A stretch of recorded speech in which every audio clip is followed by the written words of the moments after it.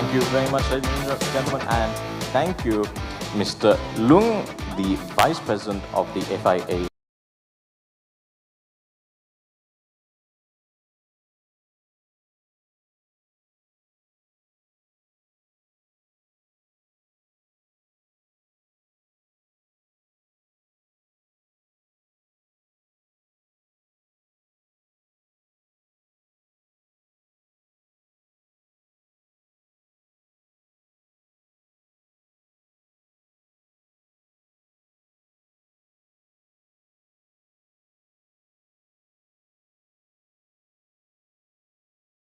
Group photograph underway.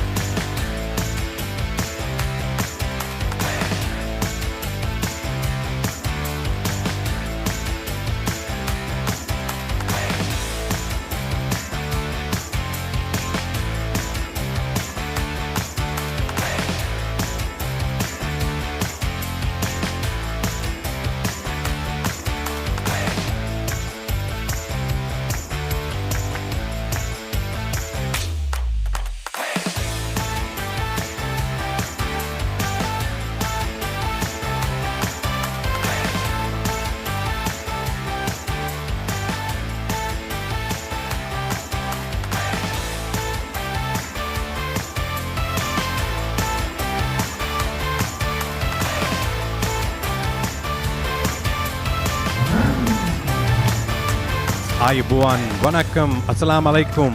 Welcome to Asia Pacific Motorsports Championship 2025, happening all the way from the very beautiful and picturesque Bandaragama, Sri Lanka. And we are getting ready for the beloved version of the motorsports, the single driver competition version, that is Jimkhana.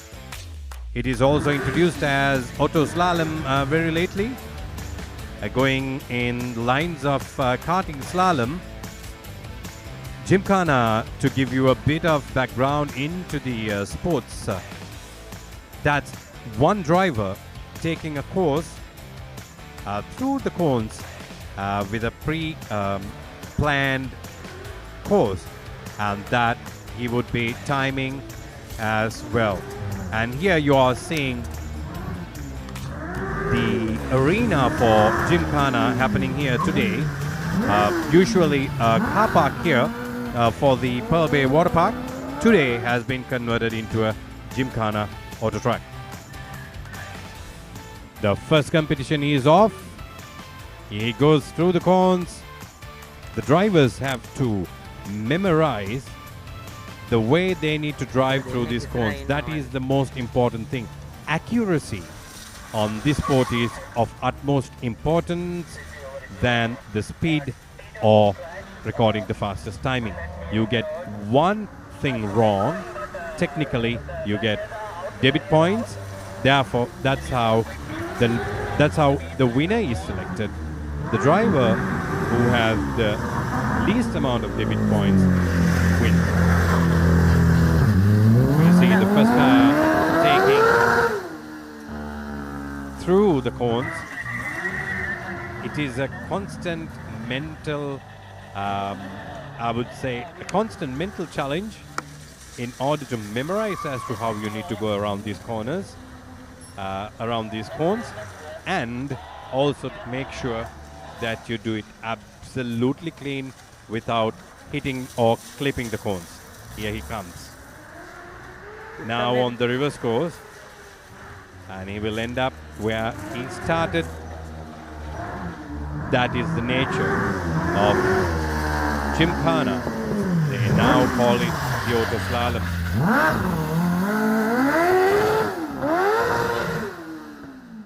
So he is back to the finishing point, and that was the first driver recording his Jimkhana course today, and we have the second driver.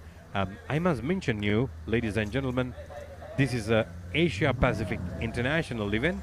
We have drivers coming from all the way from all the Asian countries, almost all the Asian countries, Maldives, Chinese Taipei. We also have Bangladesh, Kazakhstan, Kyrgyzstan. This is going to be a one big eventful day happening here at Asia's finest karting circuit, formerly known as Sri Lanka Karting Circuit, which was purposefully built and inaugurated in 2018 to host Apmc X30 Asia Cup, and now we have Asia Pacific Motorsports Championship 2024-5 Sri Lankan version happening here today. We have the second driver.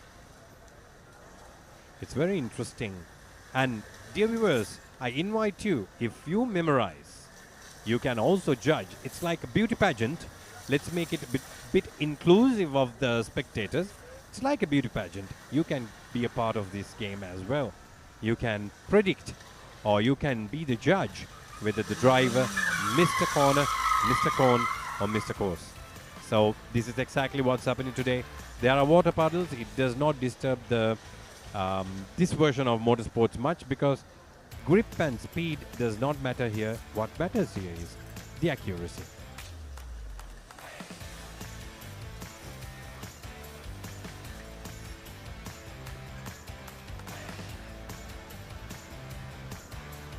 Second driver, number 7, driving a Hyundai. This event is sponsored by Apmc Auto. Another Hyundai is ready. Some call it the Hyundai, but the Koreans call it Hyundai. Hyundai, whatever you call it. That's what we have today on track. Quite a versatile car. Handles, it's pretty agile at the hands of a capable driver. Probably the reason why they have selected this model for this particular sport.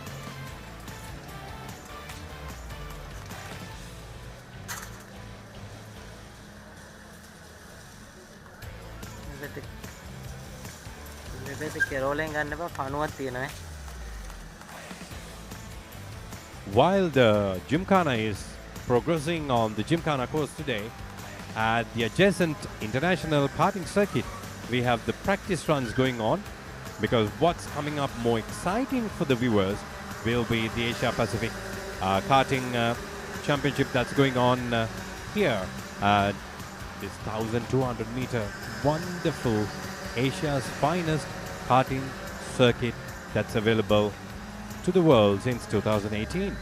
So we have all the drivers who have come from various parts of the world belonging to the Asia Pacific demarcation taking part today. You have a beautiful aerial view coming up. That's where you see the carts moving around the parabolica. And we have the blue and white Hyundai going through the phones, taking the course, and we would be able to bring the driver's details very soon. Here we are back with the beautiful aerial view. This amazing production comes to you at the very capable hands of Pitpass, Sri Lanka's leading motorsports production house. And if you see the adjacent track, that's the parabolica, that's the cars going onto your left hand of the screen, while we keep the blue and white mini car also in view. The drone operator seems quite capable of capturing both. Here we have a beautiful aerial view. And as viewers, you might be wondering as to how drivers memorize. Oh, that was a clip. That's the second clip. Third clip comes in. 3 demerits for the driver. In car number 1, he was a little too eager. Instead of accuracy, he chose speed, I believe.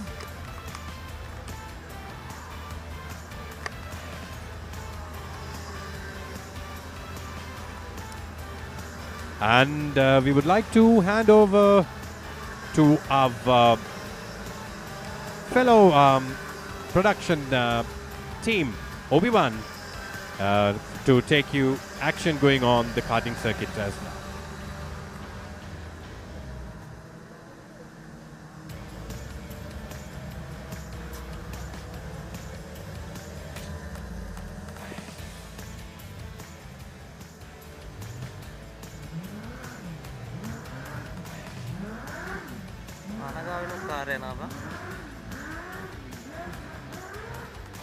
Good morning, everyone, and thank you very much for joining us here today.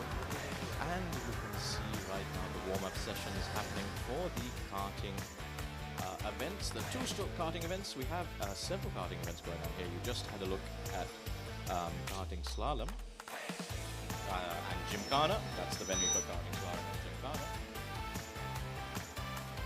And right now, you have a look at our incredible karting track. Those are our Cadet drivers who are taking the practice right now.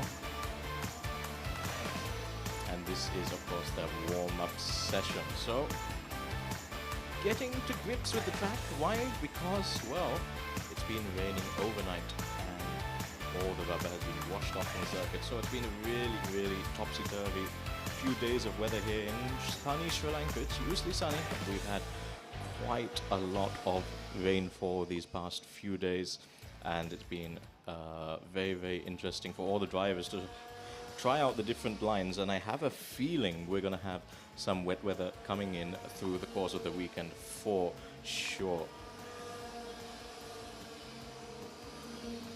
So there you can see the Bandar circuit, constructed in 2012, and it was very different back then. It was just the circuit, just with a very small team of mechanics back then, and now in 2025 we have a fully fledged circuit to international CIK standards, with the water park there as well. And it's been an incredible venue for the Asia Pacific Motorsports Championship 2025. This is the second time the Asia Pacific Motorsports Championship is taking place. First time, of course, for Sri Lanka. Last time out in Malaysia, in Sepang. And yeah, all the drivers coming together.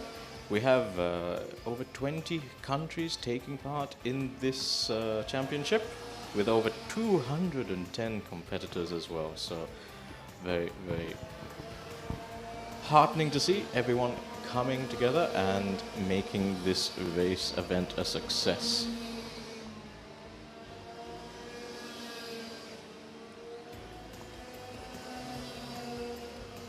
Right, so we're currently watching the karting, the two-stroke karts in their warm-up sessions.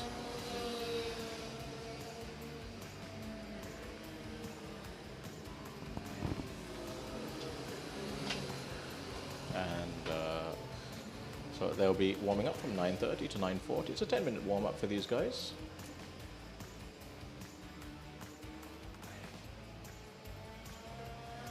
And in the cadet class, we have quite a number of competitors. So from the Ceylon Motorsports Club, representing Sri Lanka, we have Lennon Bakshi. Then we have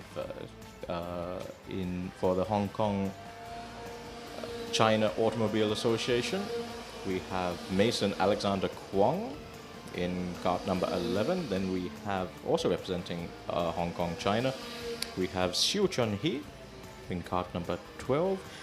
And also representing Hong Kong, China, we have Fang Ching To Jadon in kart number 13. In kart number 14, we have, representing the Federation of Motorsport Clubs of India, we have Rehan Khan Rashid. Then in kart 15, representing Hong Kong, China, we have Moksum Na, and then Ryan Gowda, representing the Federation of Motorsports of India.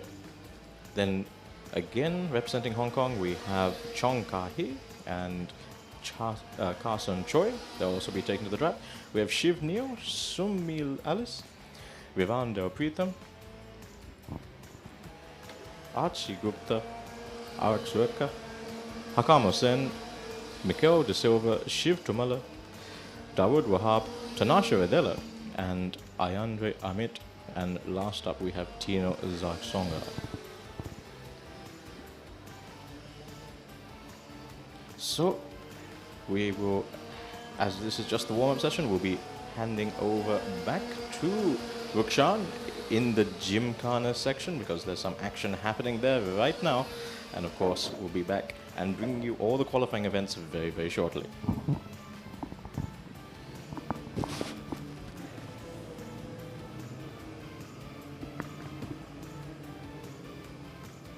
The segments coming into his first challenging course, going through the water puddles. Keeping this run in your memory is quite a challenging. I've never driven Jimkhana before, and it already seems pretty challenging to me. And dear viewers, oh, was it a clip? He manages to cleanly pass the cones. Oh, that was a near miss. He clips one cone. I hope he does not continue, because that's demerit points. Tires screeching and some hard braking at the hands of some drivers. Here he comes on the reverse course now. Oh, another clip. Two clips as far as we could see. Whether he keeps the accuracy going. is the challenge here. Now, to dear viewers, if you ever wondered how this Gymkhana is done, the drivers are given as to how the course needs to be taken. So the cones are marked. Your track that you need to take is marked, and what you need to do is you need to memorize it. Close your eyes and try to live that in your memory, and as soon as you get behind the wheels, it becomes almost automatically it becomes a part of you, so that you can do the challenge well. However, it only gets tougher and tougher as the levels progress. So that is how serious this Gymkhana is, and it is a very important and integral part when it comes to driver training for accuracy and discipline. Because if you know, most of the Sri Lankans, most of the world knows Formula 1 very well. If you know Formula 1, you do not see most of the corners at certain tracks. You drive by memory.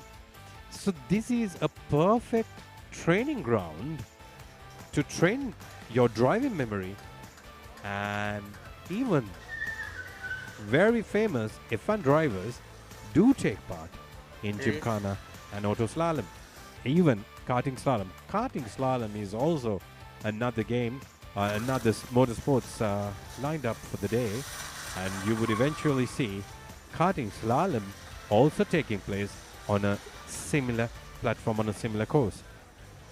And what's most exciting, ladies and gentlemen, is the Asia Pacific Motorsports karting event that is taking place.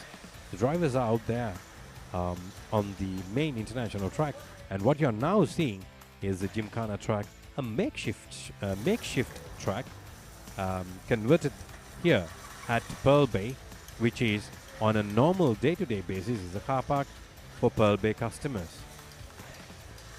This is the finest karting circuit in the country, finest karting circuit in Asia, and of course the finest leisure destination in Sri Lanka. Oh, he almost clipped that cone onto the left. It's very important that you keep the car centered, because there's not much room. It's just about enough room made by these cone markers. And that driver is back at the paddocks, and we have the next driver in a very colorful red, green, and I would like to say gold, but it is not gold, it's orange. Another Hyundai. Car number 99 at the hands of another new driver.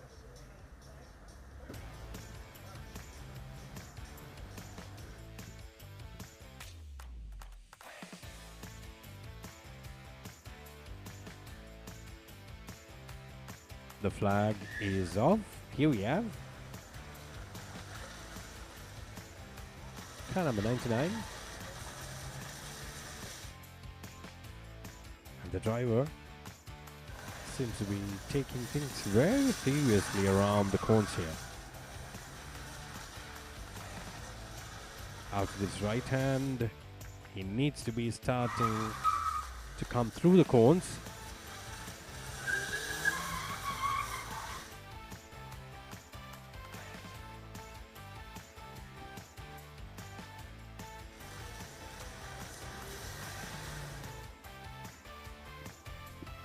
There he goes through the cones. Can he make it clean? Keep it clean? Water puddles have added an additional challenge today, because wet tires will have can cause a bit of problem if you are a little too eager on the pedals than on the steering wheel. Nevertheless, this is also a timed event. Priority given to the accuracy of the event, and then comes timing. Now the driver will start the reverse course. He's already finished, and he's back at the back at the paddocks.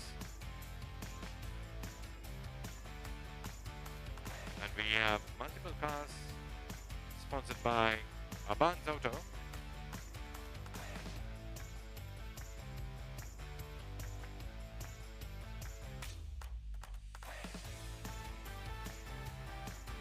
We are waiting for the clearance.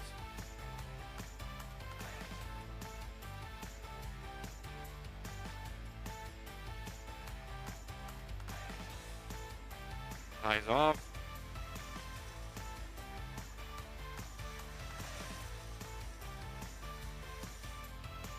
We would like to know the driver's details. That would be amazing. However, this is the first time an international, a regional Jimkhana is being telecast live from Sri Lanka, and it's proud to be a part of this whole experience. Comes through the cones. There he clips one.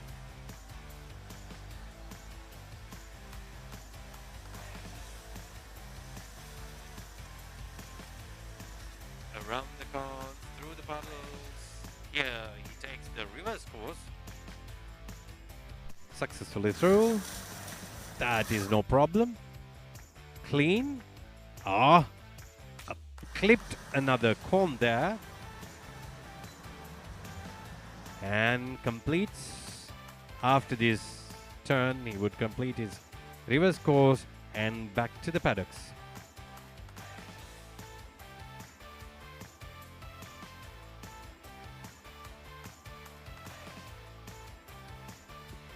You're seeing a beautiful aerial view of this Bandaragam area.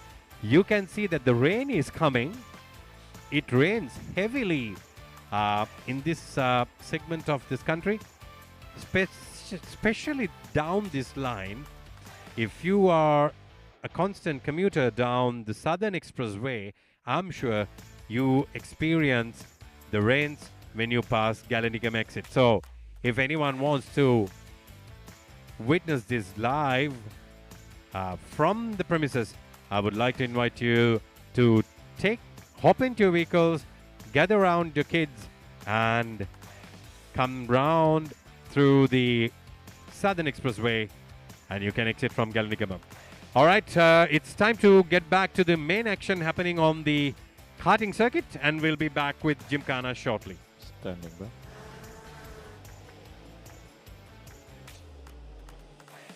And welcome back to the karting track, and yes indeed, as I predicted, the clouds are looming overhead. You have that drone shot there, but what's not exactly visible in this picture is that it's got a whole lot darker. There's a chill in the air, and could this be the last few minutes of dry running that these guys have to have? Well, right now we're in the warm-up stage for the senior section of the two-stroke karting category. So we have and right now on track we will see Moksam now drivers today, representing Hong Kong, China, and then we would not Tiksum, know also representing Hong Kong, China, Yakapo, quite well today, representing Hong Kong, China. So then for the Federation of Motorsports Clubs of India, we have Arva Dewan, Akshat Mishra, Thomas Jacob George, and then moving to Singapore, we have Yehontang Moshi. For Korea, we have Otak Kwan, representing Sri Lanka and the Ceylon Motorsports Club. We have Seshan Gunasekara, Ryan Gurwandana, Matthew Karunaratna, Miran Sayer, and Kavisha Uyanwata. Then for the Philippines, we have Paco Sarmiento, also representing the Automobile Association of Philippines, we have Ryan Sai. Then for the Motorsport Association of Malaysia, we have Zarif Rakau and Akshat Mishra. So those are the names that you're seeing on screen right now. This is the senior warm-up. So these guys are not going to be looking to set their fastest times right now. They just want to bring in the karts into temperature. They want to test out the track conditions. They want to see how far they can push track limits as well. Because like I said, the track conditions on this ever-evolving track will be changing all the time. And like I said, weather has played a huge part in that. We don't have much rubber left down on the track because it's been raining overnight non-stop. So this is a pretty green track for all these drivers. You can see many of them trying to just test the limits of adhesion there as they try now to find whatever the fastest line is and get to grips with this kart. So this is the senior segment, and soon we will have the warm-up for the juniors as well. We've already had the cadet warm-up as well, and that is that. But, and I believe that's Sashan going to say good there that we're watching right now.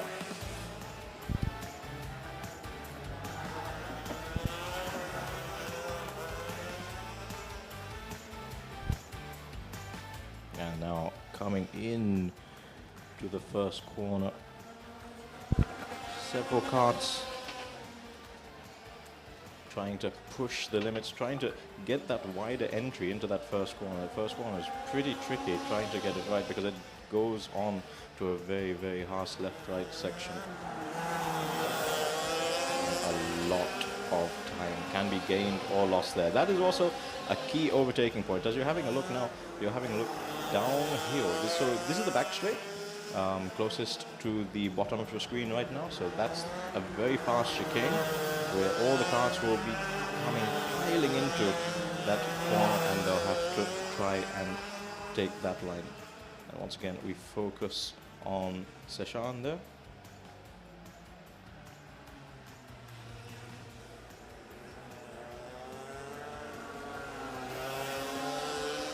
And we'll soon... Now, it's not just what's happening out on track, because we have lots of action in the pits as well. It's a hive of activity, as you can see right now. Everyone getting ready for a full day of racing. We have over 210 competitors partaking in 6 disciplines across the 3 days here in Sri Lanka. We had practice yesterday. Today we have several racing events, and tomorrow will be when the champions of each discipline are crowned, with the medal tally being going towards who is crowned the champion of the Asia Pacific Motorsports Championship. And you can see this entire venue here at Speedway Bandaragama, as the checkered flag comes out to signify that their 10-minute warm-up has completed. This entire circuit has been converted, as you can see. That's a beautiful shot. If you have a look there, you can see the Jimkhana happening on the left-hand side of your screen, towards the bottom left of your screen. That is where the autocross track is. In the center, of course, is where everything, all the karting action is happening. And then towards the right, you have esports, which is happening indoors, of course. And yeah, it's quite a spectacular venue. And there we have some more karts being prepared. There we have Tanasha Radela. She is taking part, representing the CMSC in the Cadet category. Her first time out here today as well in such an international event. As we see, 3 karts getting very close together there, but they've been shown the red flag now. They were shown the checkered flag, and they're all coming back into the pits now. But yeah, so that is their warm-up done. We have one more warm-up session to go, which will be for the junior category, and we'll get that back to you soon. But yeah, here's the pit lane. So this is the pit lane. So there's been a lot of modifications to the track happening specifically for this event. And yeah, so as we see, some more action in the pits, tire changes happening all the time. Right, so we're going to hand back to Rukshan, and he will bring you some more action happening right now at the Jimkhana section. Rukshan? We have the next car. Once again, car number 30.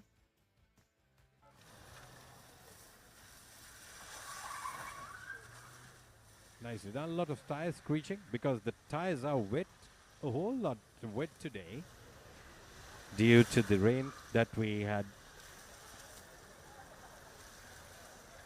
Heavy rains from the previous night. Here he comes through the cones.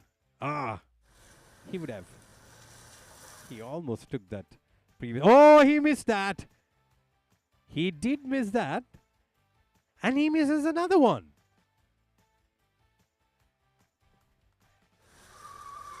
He misses another one. He missed 2 sets of cones. What's going on here?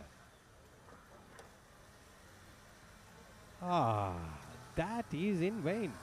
Oh, did we so far see other drivers doing it all wrong? Well, I guess not. This driver missed either 2 or 3 sets of cones. And he comes, goes around the light post, and that's his final maneuver back to the paddocks. Beautiful drone shot. Isn't it a wonderful complex developed by the David Perez group and guided by the very wet driver, Mr. David Perez himself. What a gift to the nation. It's not only to the nation, it's a gift.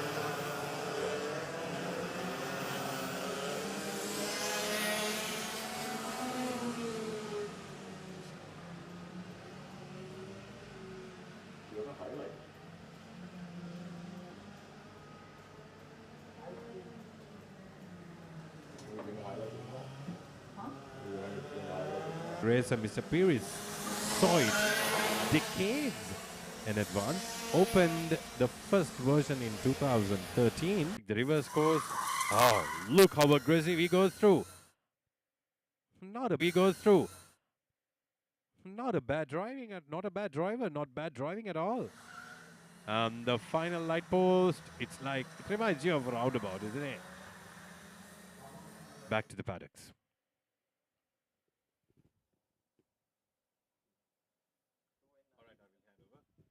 And we have Sam waiting for the main track event. Over to you, Sam. Right, so we're back at the karting track. So yes, now we have the warm-up for karting juniors. And taking part in this event, we have a whole range of competitors. From Hong Kong, China, we have Hobart Yao and Tong Ho Hin. Then representing the Federation of Motorsport Clubs of India, we have Kian Shah and B. Kumar Gowda. Then for the Korean Automobile Racing Association, we have Hyung Ji Min. Then representing the Ceylon Motorsports Club, we have Kareen Rajapaksa, Tehan Amrasiri, Surara Wahab, and Anik Jamaldeen. Representing the Automotive Association of Philippines, we have Mariano Axel Nocom. And then representing the Motorsport Association of Stuff. But this is just warm-up, so this is the junior category warm-up. So, like I said, all these drivers having to relearn the track a little bit, seeing where the levels of grip are, how things will evolve overnight as well, because this won't be the only day that they're racing as well. So there's a chance it might rain later today. There's a heavy chance of rain today, actually. We've been having rain-affected sessions throughout the last few days, actually. As we see that bouncing over the curbs there. We have a very aggressive rumble strip there. But yeah, it's quite an interesting way to see how these drivers all take to the track. And many of these drivers driving this track for the first time. They had a few days of practice, but this will be where it all counts. We have qualifying coming up very shortly.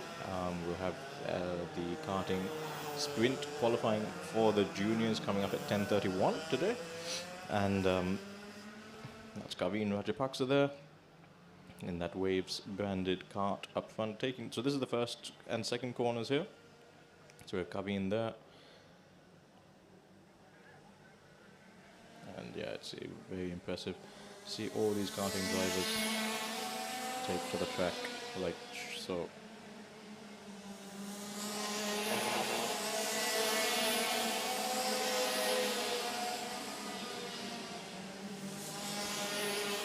Clouds looming in the distance for sure, so we'll have to keep an eye on that as well.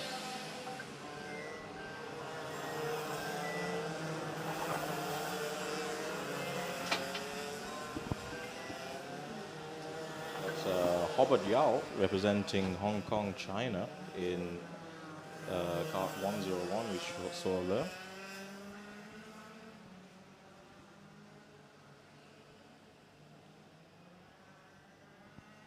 As we wait for the warm-up to conclude now, just 10 minutes of warm-up for these guys, and then we'll have another qualifying session coming up very shortly after that.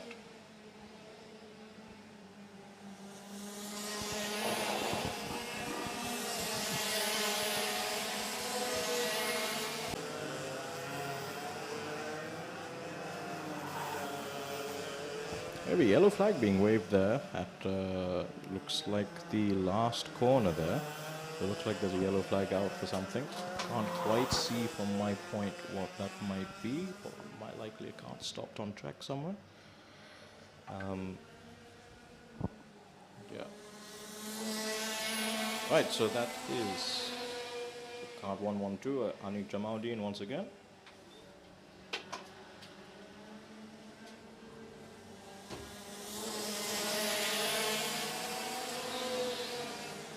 And we go back to the Jimkhana.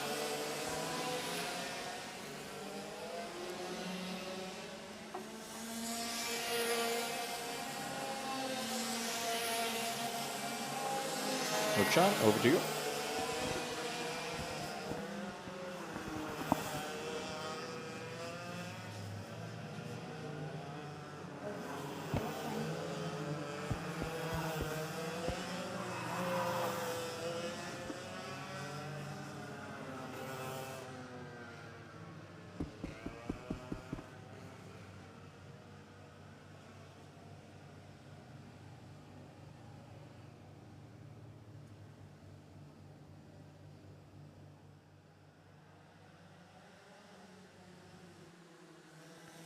And goes quite comfortably, coming in to take the final turn, which is almost a 360 run before he goes back to the paddocks.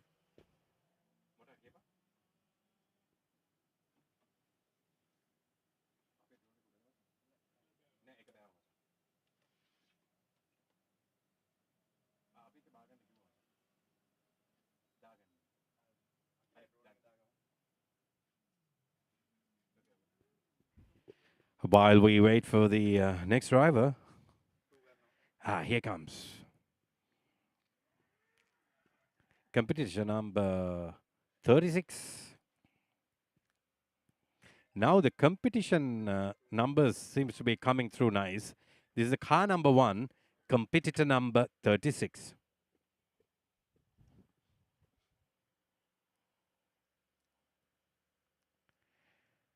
Keeps things clean. Quite a challenge, I'll tell you. Now, I've been studying this for over 10 runs, and if I were to drive, I would miss as well. One pair. Oh, he missed that second pair. So there were drivers who were missing, who were taking the second set, and maybe this could be a different course that these drivers have to take. We bring you as it happens. He's on the reverse course. Keep things clean. A bit of a nudge on the cone there. 2 pairs of cones before. The final run and to the paddocks right about now. And I bet you will see very interesting. Here we have a beautiful capture from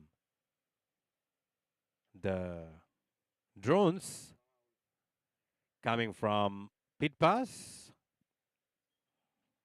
probably the best autosports production house existing in the country over the last 7 years.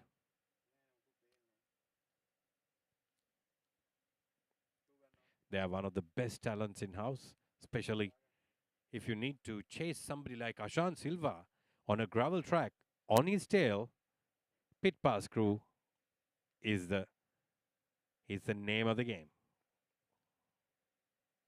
Their drone pilots are so skilled and passionate about motor racing. every capture they take has its own flavor and essence that to be recognized as it's a pit pass video. You don't need watermarks.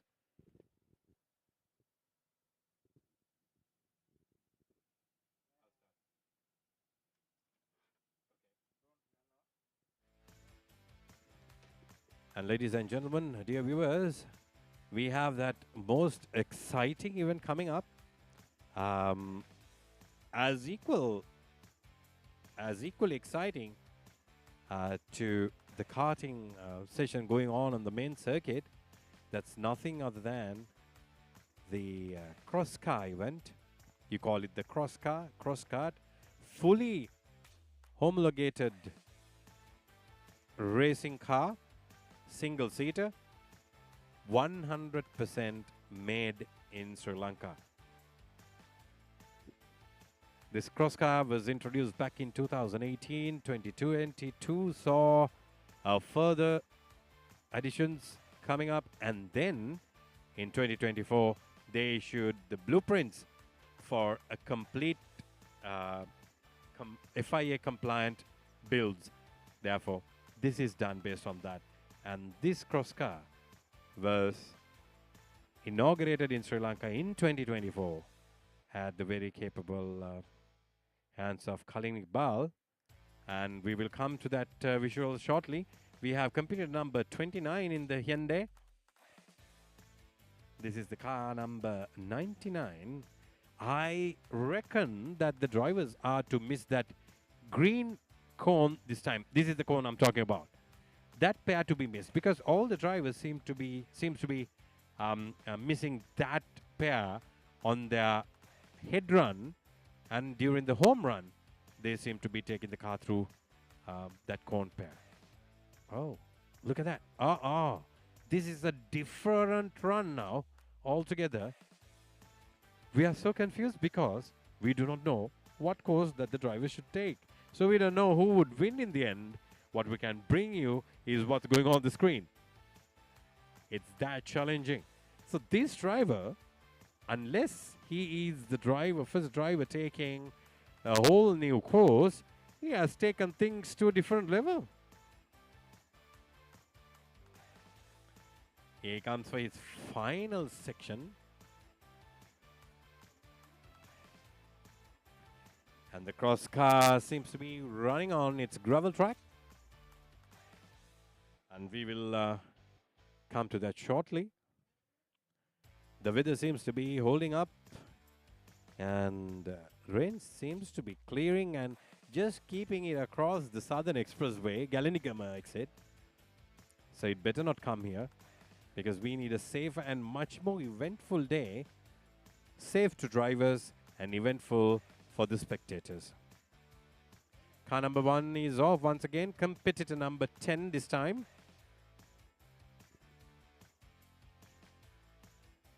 Let's see whether this driver... Yeah, he misses the green cone pair as well.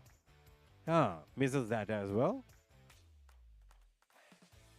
This seems to be a different course altogether.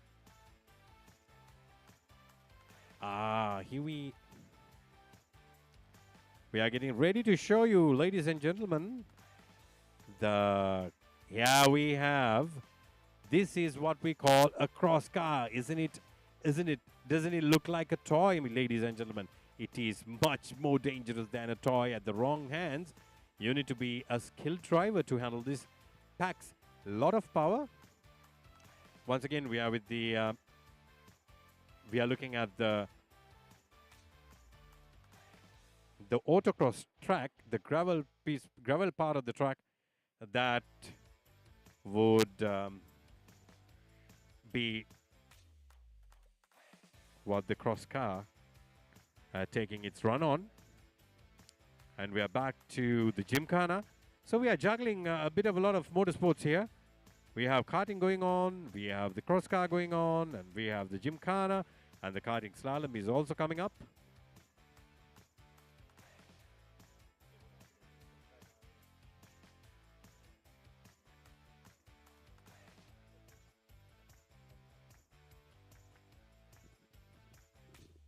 Back with the Jimkhana, dear viewers.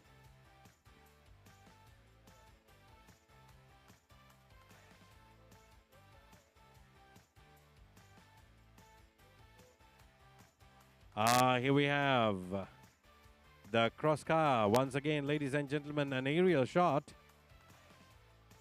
Let's see whether the drone is going to follow the cross car or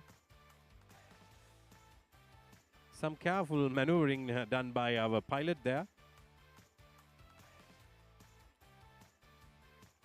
Back to the Jimkhana.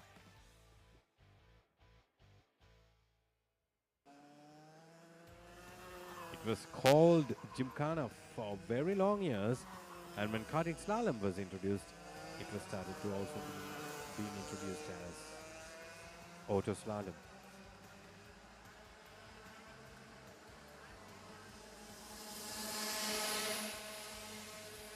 Now the drivers seem to have got a hang of it by looking at other drivers, or maybe they're taking the second run. They're keeping things very clean.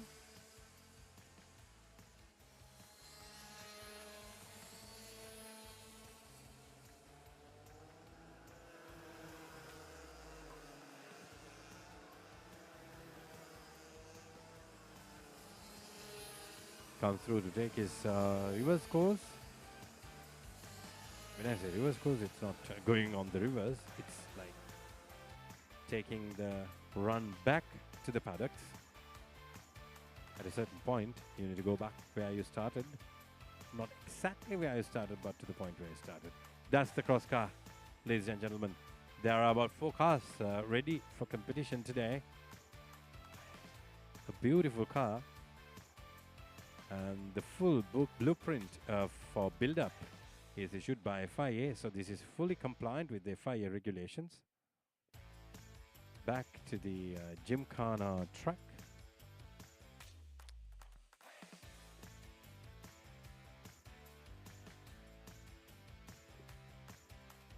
Pearl Bay seemed to be going green. I saw a lot of solar panels on the roofs here because it's a very sunny area.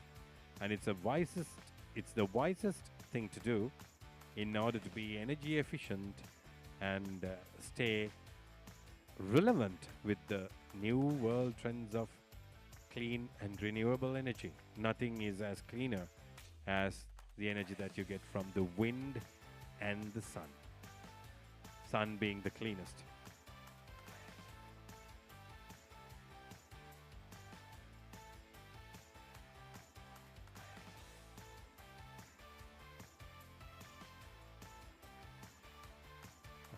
A beautiful track view.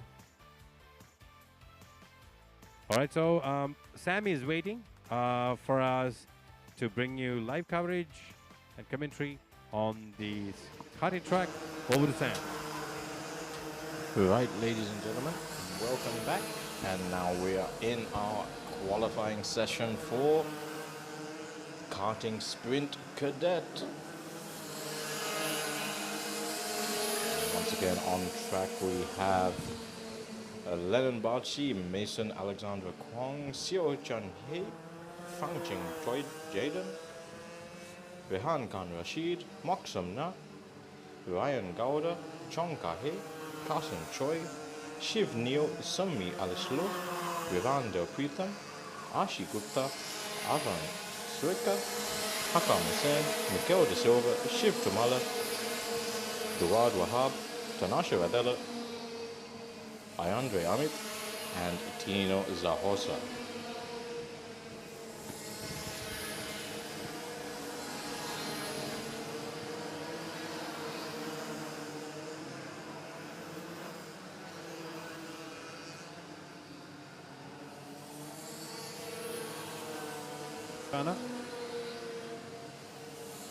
We have competitor number 24.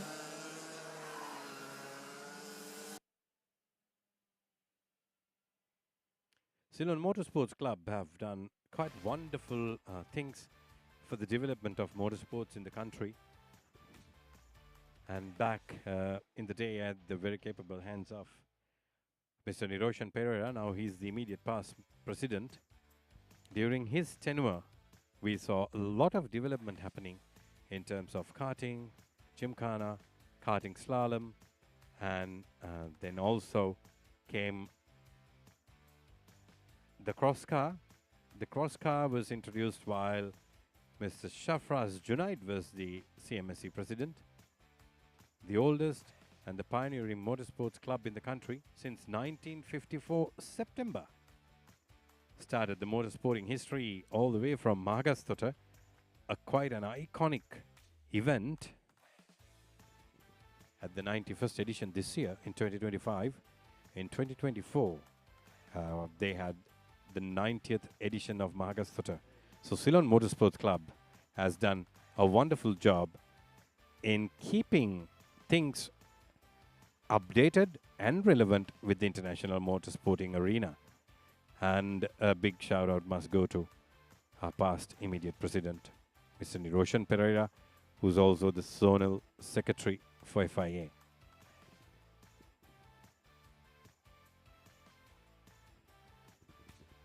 That's a very good run by competitor number 24.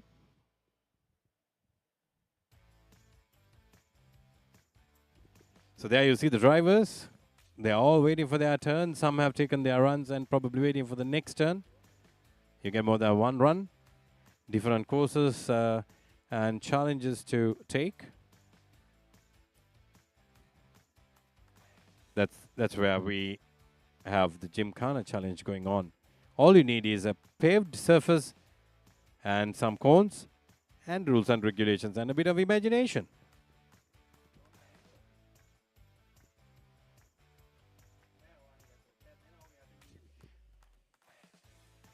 You're looking at the wonderful karting circuit in Bandaragama. A cart goes through the corkscrew, I see. We are back with the Jimkhana. Car number 7. Competitor number 32. And it's Hyundai. Hyundai most of the people know as. So I'll keep to the popular name.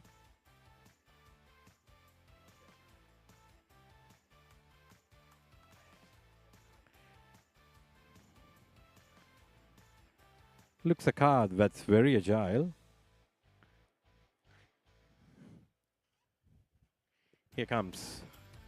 After this turn, he will be on the reverse course on its way back to the paddock.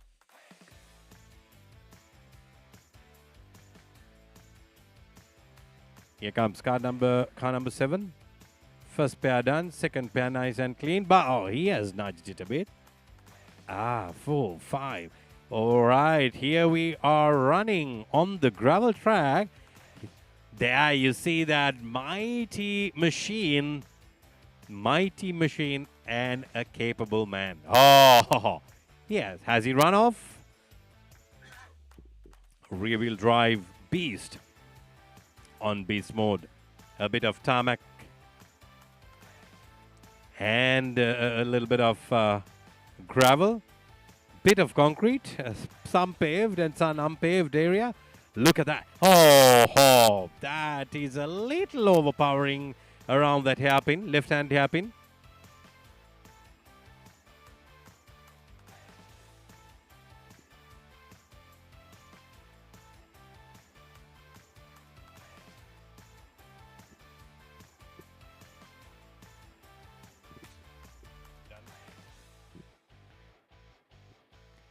Look at this beautiful view. Pearl Bay, Sri Lanka's best water park and the cleanest, and it's built to the European standards. Look at that wonderful leisure destination for a whole family. The fathers and mothers can go karting while the kids can enjoy their day out in water in the water play system. Back with the cross car. They seem to be losing it out right before where they enter into this paved section of the track. It's a beautiful piece of track, I must tell you. Quite entertaining. The driver, too ambitious, losing it again right before. Here it's going to be extremely challenging because wet puddles, gravel, the driver will keep feeling in his hand the constant change of the surface quality and traction. So that is a piece of autocross track you see. Minimum racing length is 800 meters, and it can be anything from 800 meters onwards. Excellent, excellent way to enjoy some motorsports in a single seater. Autocross. Let's find out what they have. We are back with slalom, auto slalom, or Jimkhana. Most of us know. We are back with car number 1 and competitor number 21. I guess in your home run, or not the home run, in your head run, the first run, you need to miss that green cone pair. That seems to be the case. We had so many drivers missing that in the head run, and when they are on their reverse run, back to the paddocks. Oh, that was a nudge. He actually kicked the cone away. Very interesting course they have to take. Not easy. Not easy to remember. I've been watching now more than 15, 16 times of these drivers going, I can't remember a thing. Oh, I think this could be a new course that the driver is taking, or he missed out on taking the reverse run.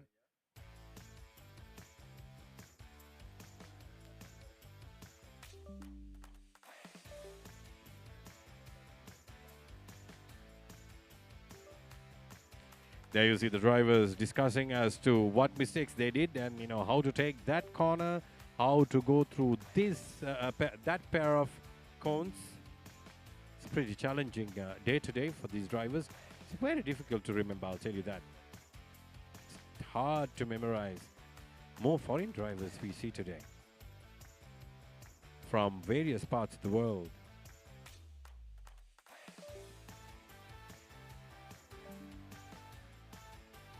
We saw drivers coming from Kyrgyzstan, Malaysia, Bangladesh, Taipei,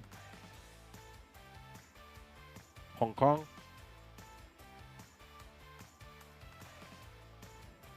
It's pretty interesting. This is where half of the world gather today, half of the nationalities. There, you have the cross car track. This is a concrete section. Then, look at that. Those are the drivers. We see a lady driver there. She's enjoying her time before she puts the overall full on. I think she's taking part today in the auto slalom. Back with the track, waiting for the cross cars to run. This water for the cross car is a little bit challenging. Less traction, and this car packs immense amount of power that it'll power through the corners, and you can lose it. You can lose your rear, and you can turn all the way back 180 degrees. All you need, extra power is all you need for a 160-degree turn, and then you will be stuck forever there until you get some help.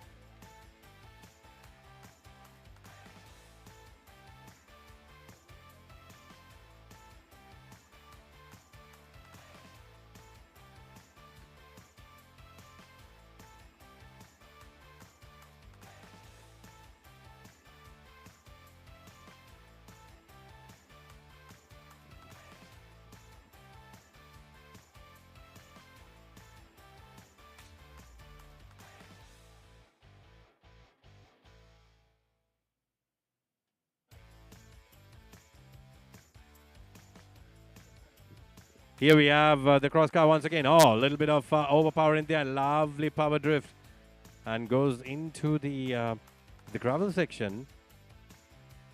It's an amazing exhaust note that you hear, because all these cars are powered by motorcycle engines, sequential shift gears.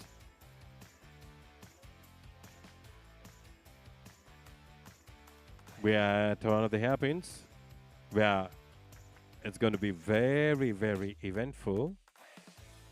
The cross car keeps sliding here. have less traction.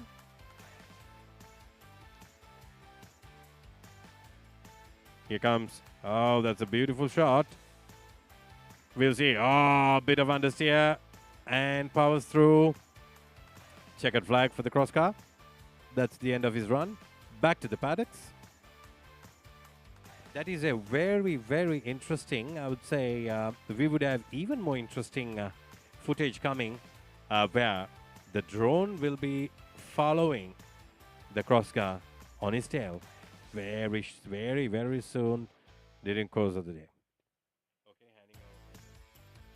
So let's go for a quick break and be back with you shortly.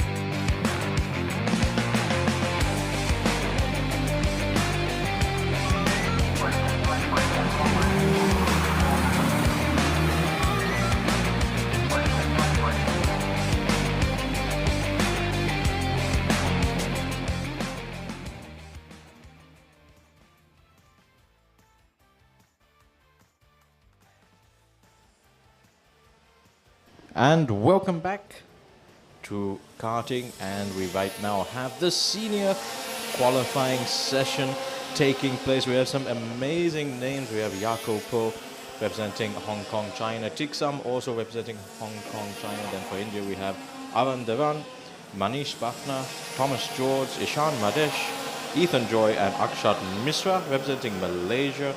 We have Raikwell Zarif. And from the Philippines, we have Paco Sarmiento. Also representing Hong Kong, China is Moksam Ta. And then we have, for the Salon Motorsports Club, we have Ryan Kanishka Gunawardena, Matthew Karanratna, Kavisha Uyanwata, and of course Sashan Gunasekara. Then we have, for the Korean Automobile Racing Association, we have Otak Kwon. And we have a full day of racing ahead for you right now. So this is qualifying going on right now, as we wait to show you the timings. So far, all the drivers getting to grips. Now let's see how things are. So that is kart number 215. That's from Malaysia, Raikwan Zarif in that Paralympic branded kart. And then we have at the back of that train, we have Thomas George there representing India in kart 205. So all the karts getting close together, so they want to have to try and space themselves out if they want to get a good qualifying lap in.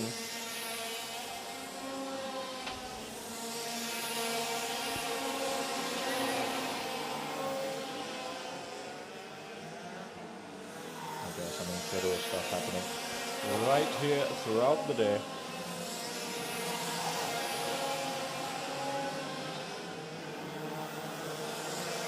And this is the senior category, one of the most hotly contested categories here today at the Asia Pacific Motorsports Championship.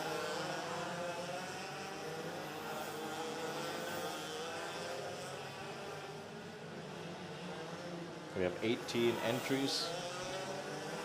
A full grid here. So from here we'll go into the heats, and of course we wait to see what the qualifying times are. But so far, all on track we have Jaco Po, Tiksam, Arun Devan, Manish Bhakna, Thomas George, Jimkhana Moshi, Ishan Madesh, Ethan Joy, Akshat Misra, Raquel Zarif, Paco Sarmiento, Moksam, and of course Sashan Gunasekara, Ryan Gunawardena, Matthew Karanatna and Kavisha Uyanwata.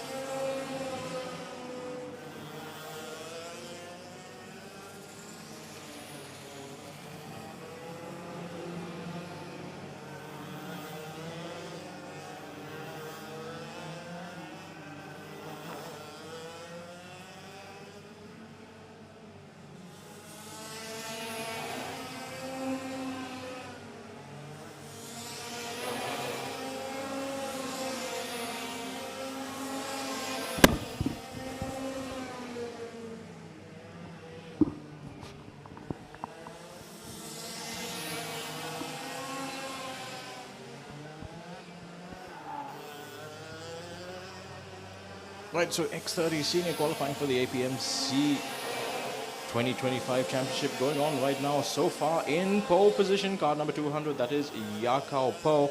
Then from Malaysia, we have car number 215, that is Rakio Zarif.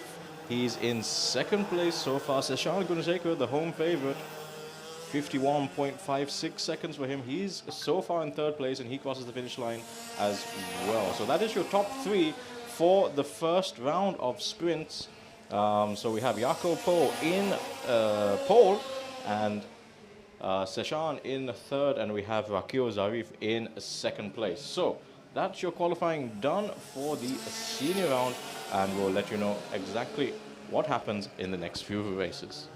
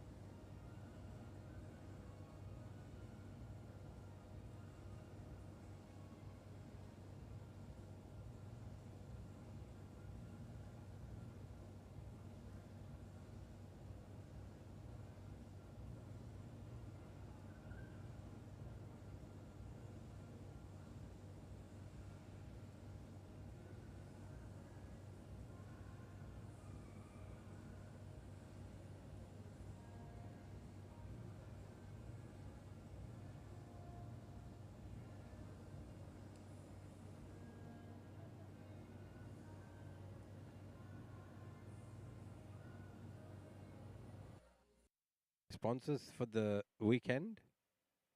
Ah, there he clipped that corn. Being a little too eager to go through those cones, it's pretty tough. Not enough width as you would find on a road setup. This is the challenge. You have to keep your discipline, keep your nerve really cool and calm. Oh, yellow flag goes off.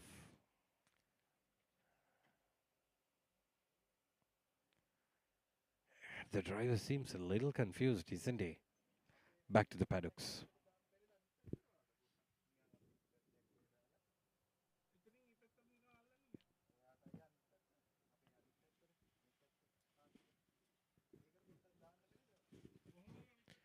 Now, the water puddles seem to be disappearing as the time progress, as the day progress.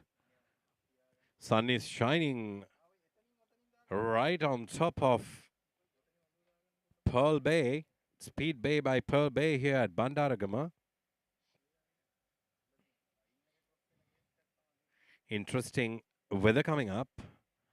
Dry conditions are going to be extreme.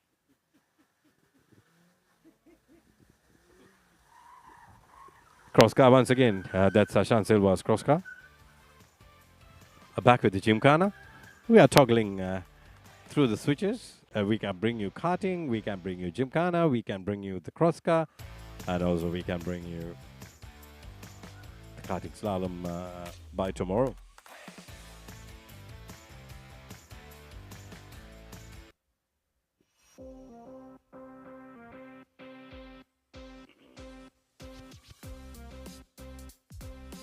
Car number 7.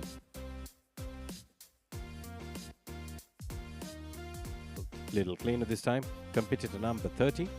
Competitor number 30 ran before. We remember that. So he's taking another run. He was contemplating. Okay, takes the first pair of cones. Oh, this is challenging. Not easy cakewalk, isn't it? Not easy as one might think. Jimkhana, ladies and gentlemen, the sport to master. And I'm pretty well sure this would be very good, especially at the karting slalom format for students who study. Then your memory power, memorizing power will also increase because you have to keep things in your memory. Remember every turn, the format that you need to run, and you need to execute exactly what you rehearse in your mind. So I'm sure it's a beautiful brain exercise for students as well. So, dear parents, if you are viewing, here's something, a tip for your kids to develop in another area of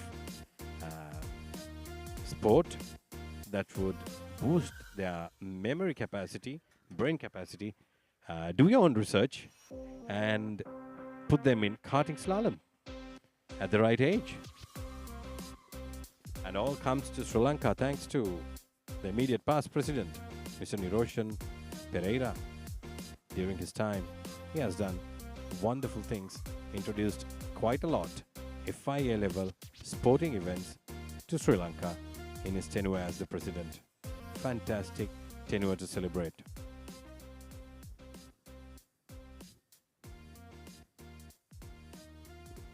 That's the end of one karting slalom. So I beg your pardon. One Jimkhana competitor. Card number 1 is ready with a new competitor.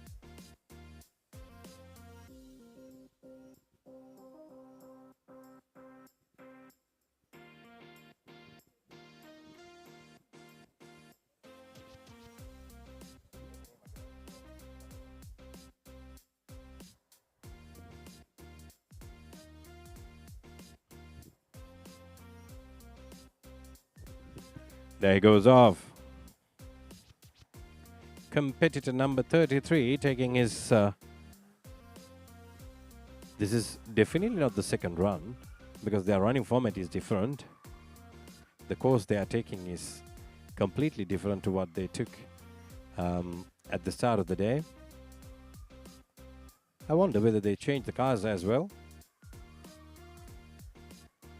He seems to be pretty aggressive, and So just download that, and the event password is APMC 2025. That's APMC 2025. Right, so that was the first group of qualifying over for the Endurance Championship. And we'll now hand back to Rukshan, who is once again at Auto Jimkhana.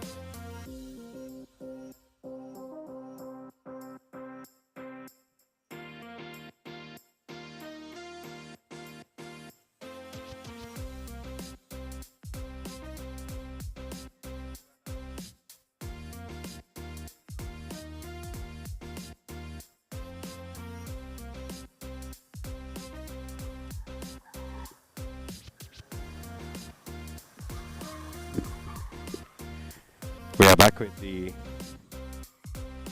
Jimkhana, competitor number 24.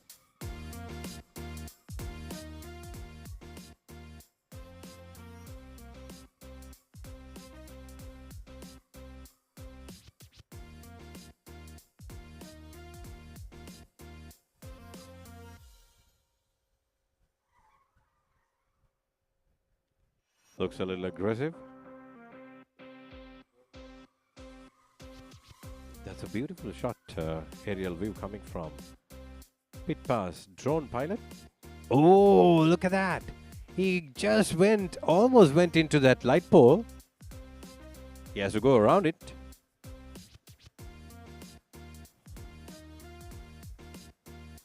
Here's the home run.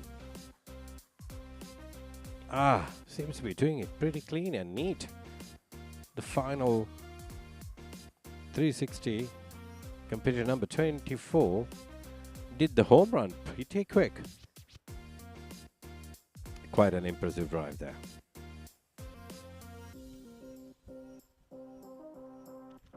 There are 3 cars rotating. Car number 1, 7 and 99.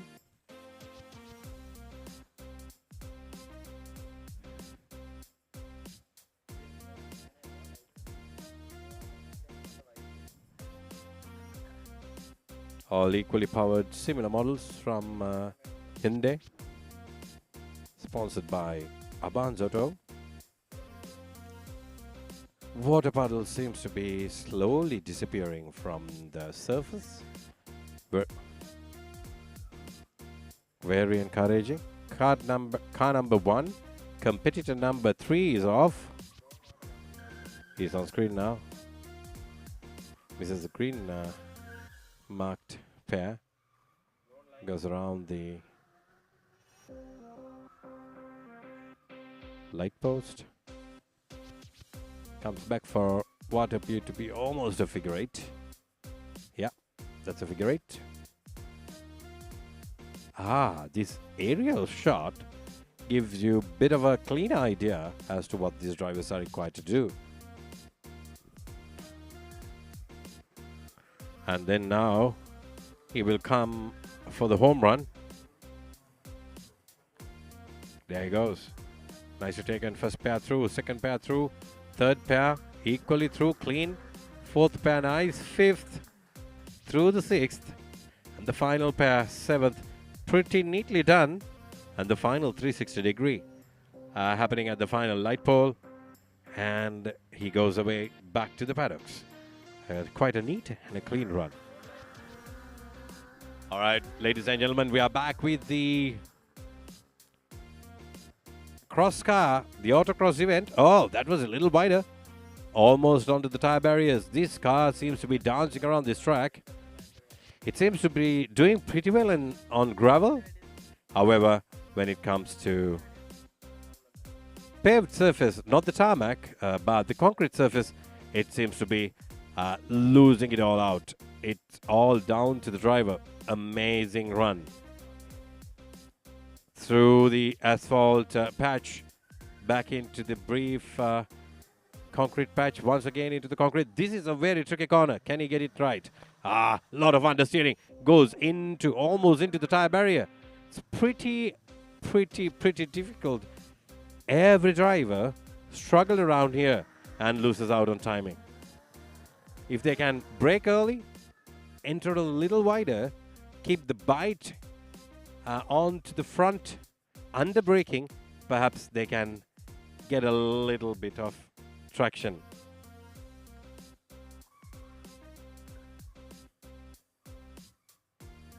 We are back with the Jimkhana again.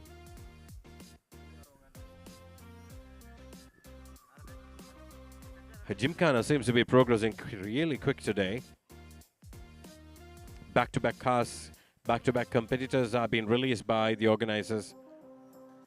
Oh, look at that. He technically minced that cone. Final turn, back to the paddocks.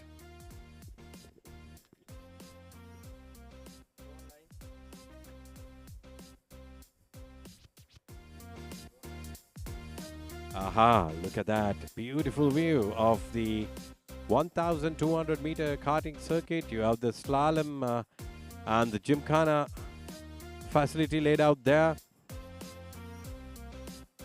And at the background, you see the chill bay, where you have all the refreshments, restaurants, beverages, all served there at the chill bay, where you can chill out while your kids are at water play. beautifully laid out facility here at Bandaragama. World class, absolutely world class. Nice steady drone shots coming here. Once again, fully focused on the Jimkhana track. I would say Jimkhana course. The next drive is off. Car number 99. Competitor number, we will find out. Competitor number 04. That's competitor number 4. Going for his run. The tires seems to be taking a good bite into the turn now. Because of the dry conditions, dry and warm conditions, a better adhesion between the tire and the surface. Therefore, drivers find it a little more obedient than it used to be in the morning. So the performance has to be extremely better. But whether the driver performance is up to that mark is the question here in a Jimkhana situation. Whether he can remember the course that he needs to complete. Comes through this third pair, fourth pair, fifth pair through, sixth pair nicely through. This reminds all of us of a home run in baseball game. And in Sri Lanka, we have something called LA. Because it's happening here at Sri Lanka, it is a must that we mention. Back to the course car. Keeps losing at this hairpin. It's a wide entry. Whether the drivers are getting the line wrong or whether the car cannot handle that sort of a slippery surface is the question. You call it a cross car, you call it a cross kart, because it's a hybrid between a car and a cart. You can even say it's a cross kart because it's like a kart with suspension, powered by a motorcycle engine and with a roller cage for safety. Ashan Silva looks on. He's wondering as to what's happening. That's Kalim Iqbal, ladies and gentlemen, in his pair of shorts. They're all wondering as to what's going on with the cross car. It does not seem to bite into that particular hairpin where it's wet. Nevertheless, let's see as to how things improve as the day progresses.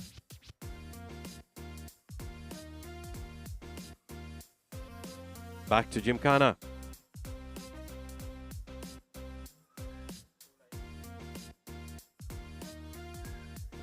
Nicely done.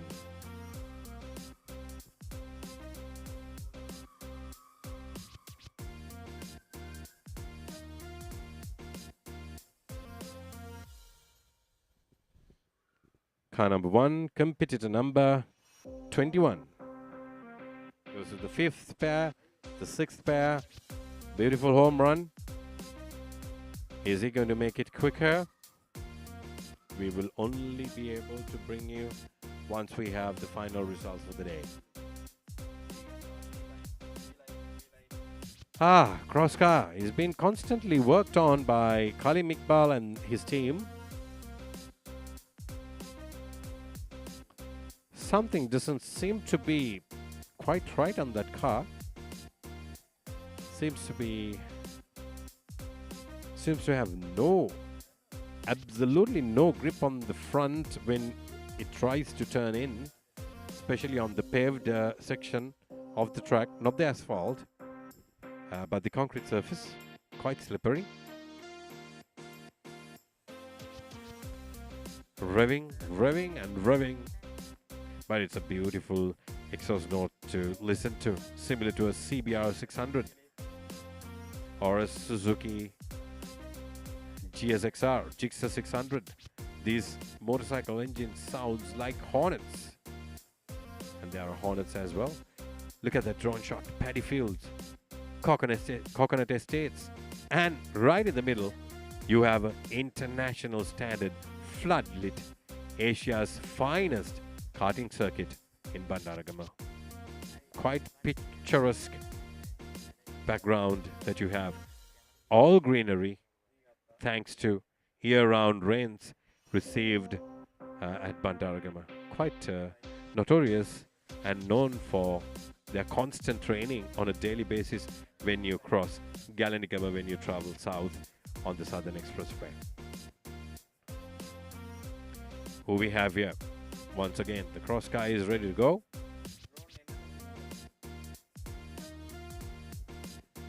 This is what Ashan Silva drove with a green chassis. He's ready for a spin. Kushan Pires it is, I'm told. Oh, look at that run. Kushan is trying to keep it like his SLGT.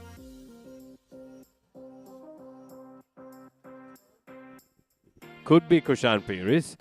And he seems to be keeping it pretty neat around that asphalt section. Nicely done. Can he make it work at the very tricky concrete-laid surface? Here he comes to that hairpin. Can he make the front tires bite? Oh, he does it! Fantastically driven. It has to be at the hands of an expert, I tell you. Either it has to be Kushan Pires or Ashan Silva, but from the suit, it is not Ashan Silva. So chances of being Kushan Pires is very high. We will find out. Beautiful run, and he's going for a second spin. Nicely done. And I want to see how Ashan is also going to fare in this condition. Oh, a little bit wide there. Can he make it work again around this hairpin? Oh, yeah. Beautifully done. Nicely powered through that corner. Checkered flag. You get 2 runs, and that's about it. Beautifully done. 1 complete, clean run, both laps. Well done. Here comes Ashan Silva monitoring as it goes.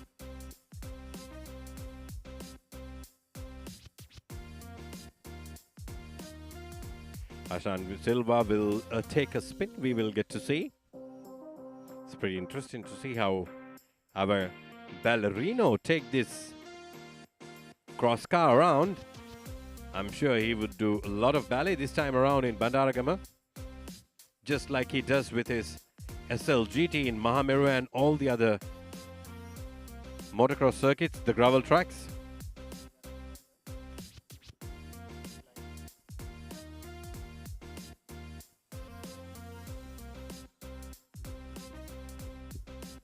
The next drive is in.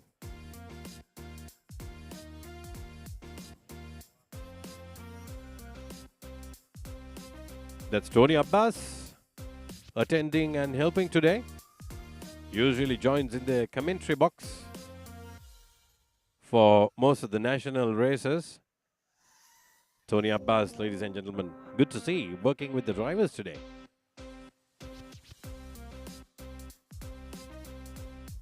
Team Siren RCX.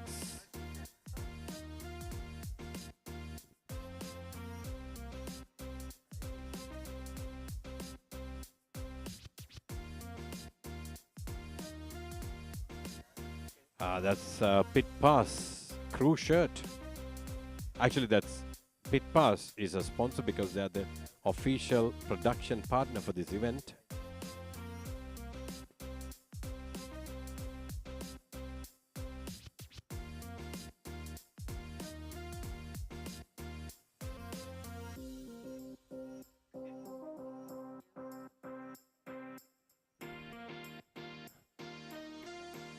So Pit Pass is actually the coverage partner for the entire development series of the Cross Car project. They have everything that's required from the ground up building, stills, videos, whatever you name it. Pit Pass has it in the archives and on their YouTube channel.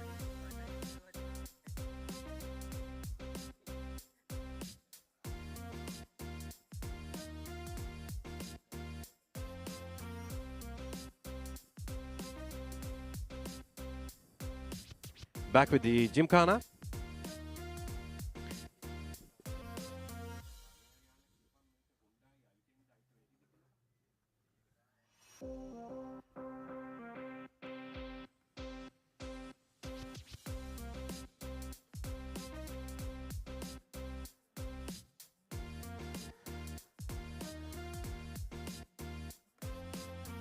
We have our partners, Barista, Akbar Brothers.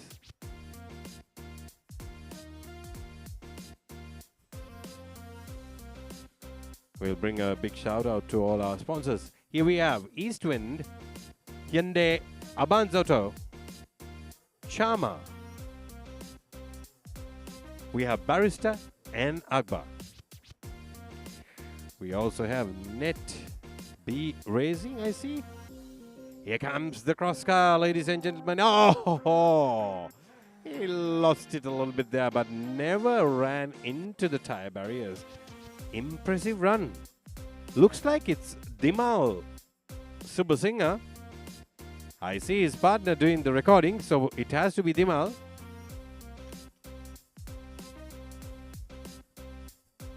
It could well be Dimal. We will eventually find out. Here we are at the critical hairpin once again. Here he comes through the half circular tarmac section, loses a little out there. Back onto the brief. Oh, look at that. Can he make it? Can he make the front tires work? No, it's a hesitation from the driver. Was it a shifting error? We wouldn't know, but nevertheless, it's as challenging as it can get. Once again, a big shout out to Akbar, Barista, Chama, Abanzoto Hyundai, and Eastwind.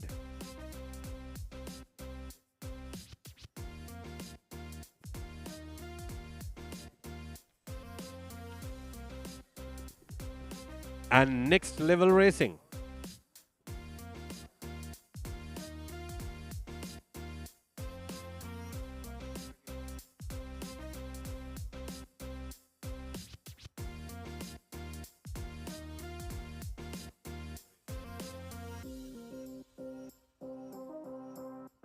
And my dear viewers, do not move away. The most exciting racing is yet to come up. All the practice and qualifying sessions for the karting segment is now over, and anytime soon we will go racing, and that's when the real action takes place. Oh, here comes. We are back with the cross car. Oh, who could that be? That's a wonderful power drift through that hairpin. Is that a blue suit? Oh, look how he goes back home. That is powering through. Beautifully done.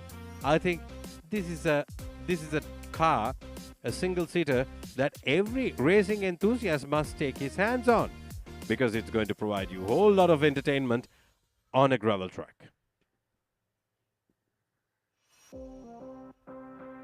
Let's find out who the driver is. That could be a visiting driver. I do not recognize this young man. He's pretty serious about his run and giving the feedback.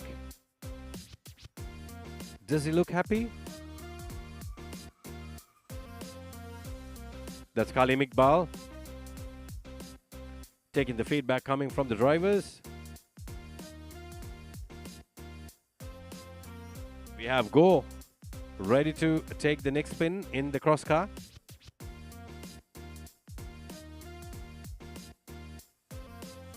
Go is ready to go.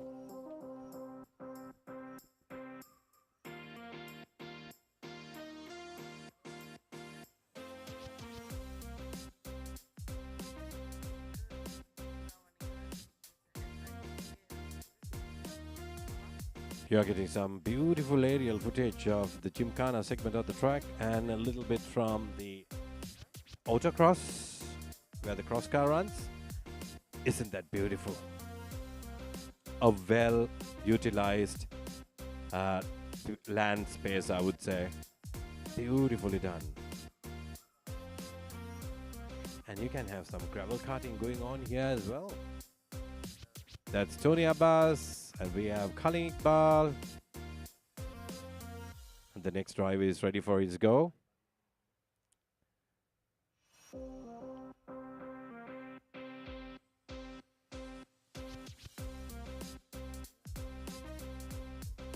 It's a beautiful project done by Khalim Iqbal and Shafraz Junaid, the Cross Car project.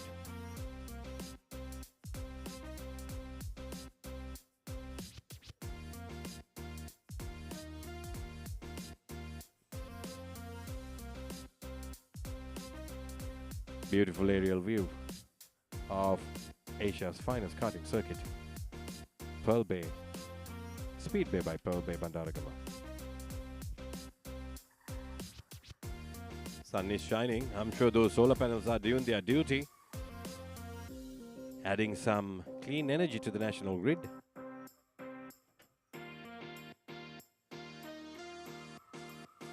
Absolute bold move by David Pires.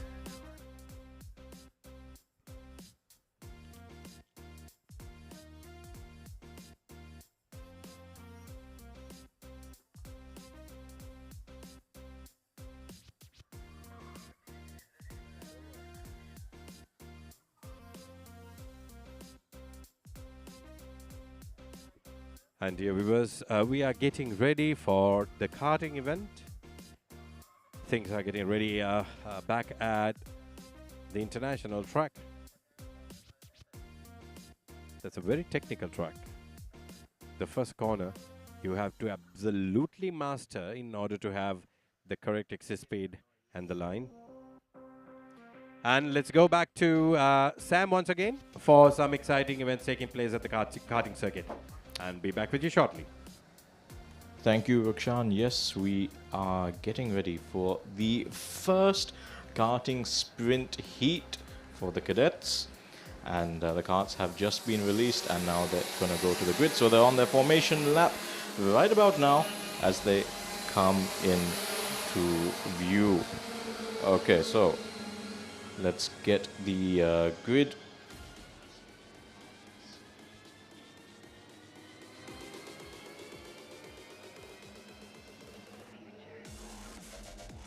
So you're qualifying for the cadets. In provisional qualifying, on pole is Chong Ka-hee, and in second we have Alexander Kwang. Third is Ashi Gupta. Fourth is Sammei Alislo. Fifth is Carson Choi. Sixth is Soi Chun Hei. Seventh is Ryan Gowda. Eighth, Rehan Khan Rashid. Ninth, Andre Amit. 10th, Lennon Bachi. 11th, Tino Zagoka. 12th, Mikhail De Silva. 13th, Fan Ching Tu Chaden. As the karts now come into the tram lines and they'll look for the red lights to go out, and it looks like a false one more formation lap by the looks of it. So the so it looks like there's one more formation lap, so that was an aborted start there. So we'll now see. So your top 10 so far, after qualifying: Chong Ka-hee in pole position, Mason Kwang in second, Ashi Gupta in third, Sammei Alislo in fourth, Carson Choi in fifth, Soo Chun Hei in sixth, Ryan Gowda in seventh, in eighth is Rehan Khan Rashid, ninth Andre Amit, 10th Lennon Abachi. We have 15 karts though in this grid, and let's see how it goes. So now they're going to get into formation once again, and at this level of karting we have these rolling starts for these two-stroke karts. They're being shown the boards there by the marshal, confirming that a start will be happening this time around. And as soon as they get into the tram lines, they'll look at the red lights on the start-finish straight. Once the red lights extinguish, they will be free to race. It'll be very interesting to see what happens to these drivers. We have two karts at the back, actually, still looking as if they're playing catch-up. So they haven't, maybe they weren't released, or maybe they had some technical difficulties getting out of the pits. And looks like they need to do some work to catch up. Now, I don't think they'll get right on the back of the tail before this set is released, so they'll have a bit of a disadvantage there, as we now look to the lights to see if we get a race start. Yes, we do. And there's scrumming around already in the lead packs. And there's been an accident towards the back, and that already 2 karts there stuck together at the first corner itself. Oh dear, that is... Okay, so the karts, they've managed to get them going, but we'll have to see if there's any damage there. Right, so far, it looks like a clean break for Chong Ka-hee. So he has maintained his lead. Alexander Kwong in second there in 11th as they come into that very fast chicane there, and now they're coming downhill, and now you have a very steep uphill section. It doesn't look as steep as it is if you walk the track, as they now try and get everything under control for this first lap. Oh, and there's a car going very slowly there. Is that a back marker, or is that the leader that something broke on it? We'll soon find out as soon as they cross the start-finish line.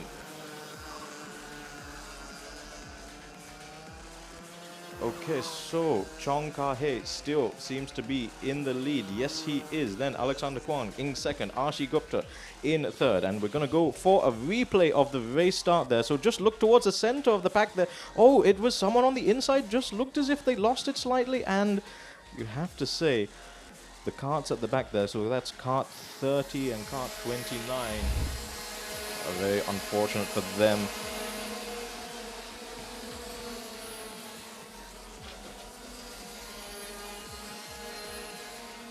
Okay, so wow, back to the live action.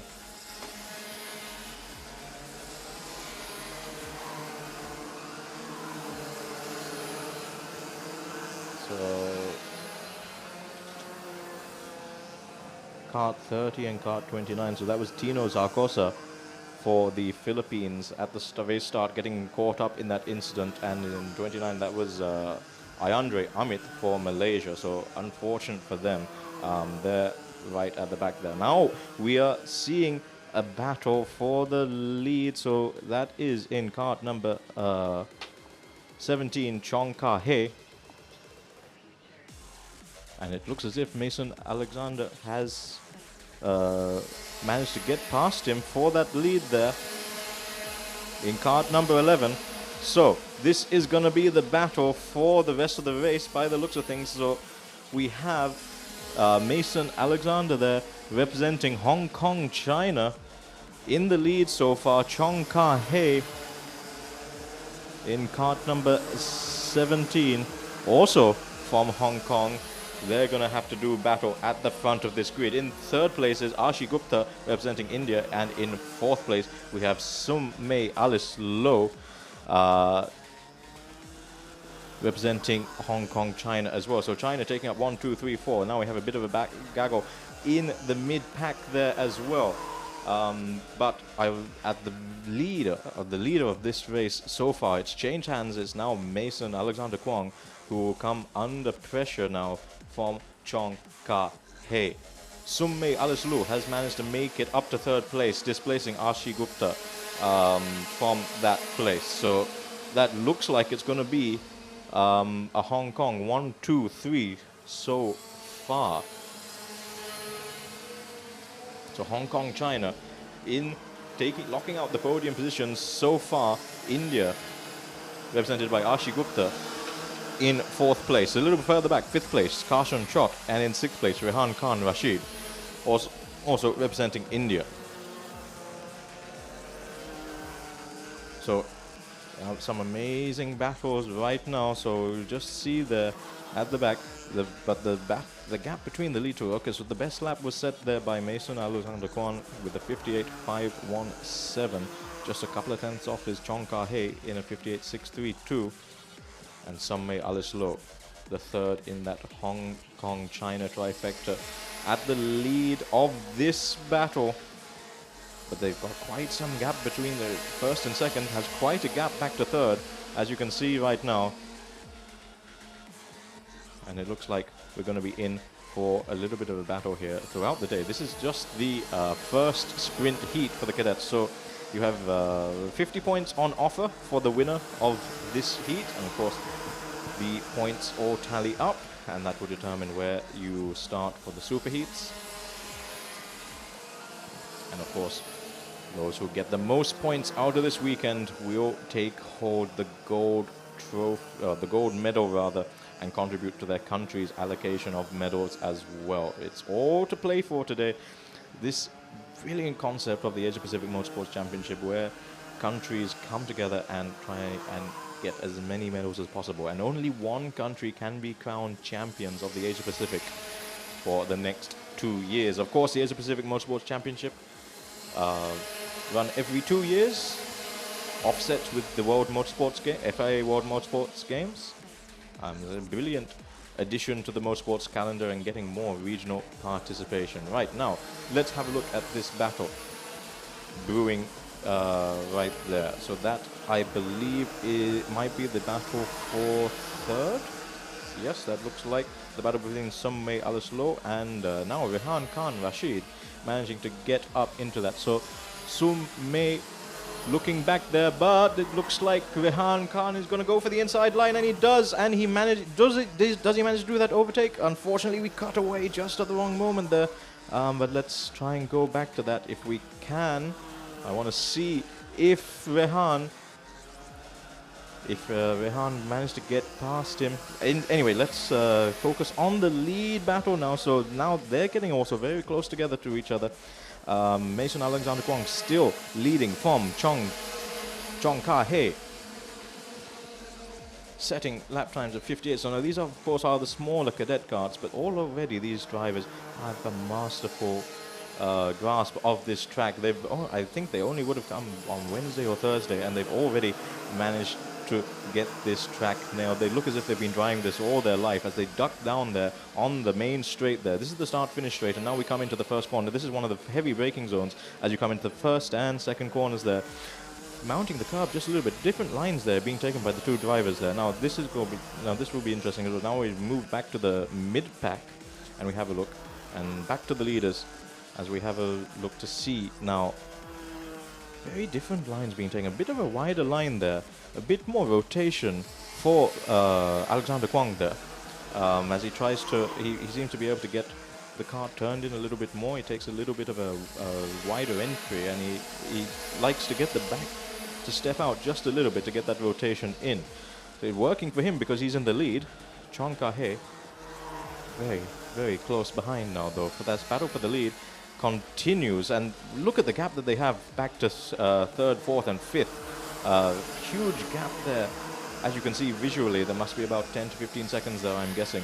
But we'll find out once the race results are published. As I said earlier, you can download and look at all the race results, any penalties, any summons from the Sportity app. So download Sportity, SPORTITY, and sign in to the APMC page with APMC 2025 as the password. That's APMC 2025 as the password, and you'll get all the finalized results, all the provisional results, and any stewards' inquiries, any summons, everything. That's basically your hub for all things motorsports over the next 2 days of competition. Right. Still leading the pack, Alexander Kwong, Chong Ka-hei in touching distance. Now interesting, Chong Ka-hei now has set the fastest time as we now come into the final closing stages of this race. 3 laps to go. Chong Ka-hei, what can he do? As we focus now on kart number 28, that's Tanasha Radella. She's at the back of the track, back of the pack rather, but this is her first time in a competition. Actually, one of the drivers who I managed to train earlier in the year, and it's great to see that she's making this debut. I'm just telling the parents that they'll get a lot of experience even if she finishes off the pace. Just being part of this motorsports event means so much. Now, back to the leading pair, Alexander Kwong and Chong Ka-hei. Chong Ka-hei now setting the fastest lap of 57.96, and you have to say that gap visually is closer as we have a look at the back markers. Okay, so the leaders are going to come up to the back markers now, so blue flags will be shown very shortly, I feel. If we can go back to the lead battle, Kart number 11 and 17.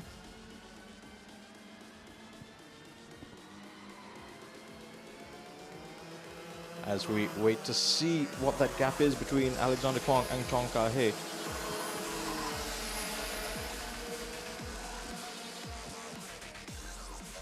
And we have this beautiful aerial shot. You can see how every aspect of this Speedway property has been transformed over the next 2 days for various disciplines of motorsport. This is primarily, obviously, a karting track. But we want to see the action right now and what's happening. So getting past the back markers there, one dispatched easily. Now there's another back marker there for Alexander Kwong to get past, and he does so. That's Tanasha Radella. And there we have the leaders, right. So kart number 11, Alexander Kwong, still in the lead. Kart number 17, Chong Ka-hee,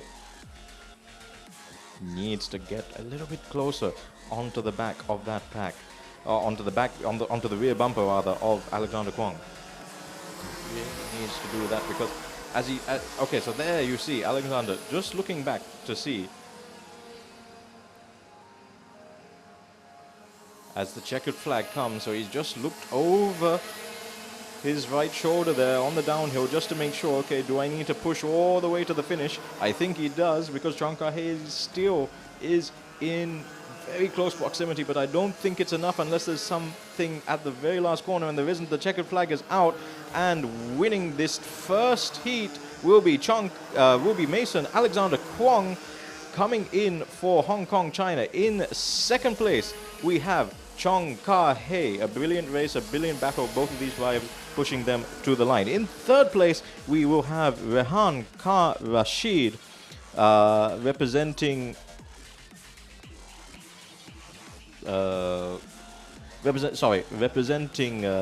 Federation of Motorsport Clubs of India. So third place for India there, and Sammay Alislo having to settle for fourth. So we have Hong Kong 1 and 2, India third, Hong Kong again in fourth. Then in fifth we have Carson Chot, who's representing Hong Kong, China again in this cadet category. So fifth place also goes to Hong Kong Tech. Then in sixth we have Ashi Gupta, who is representing India. So let's have a replay of the start. Now have a look towards the middle of the pack. As we have a look there, we have that contact there in the middle of the pack, and that was very unfortunate for Tino Zahosa and Ayandre Amit, and yeah, very, very unfortunate for them getting caught up with that. And then we had some very close battles there between the leading pair. It was Chong Ka-hee who was in the lead at the beginning, but Mason Alexander managed to make the move during the race and hold on to that lead right up until the checkered flag. So that's your first sprint heat for the cadet category. We'll be back again very shortly with more action.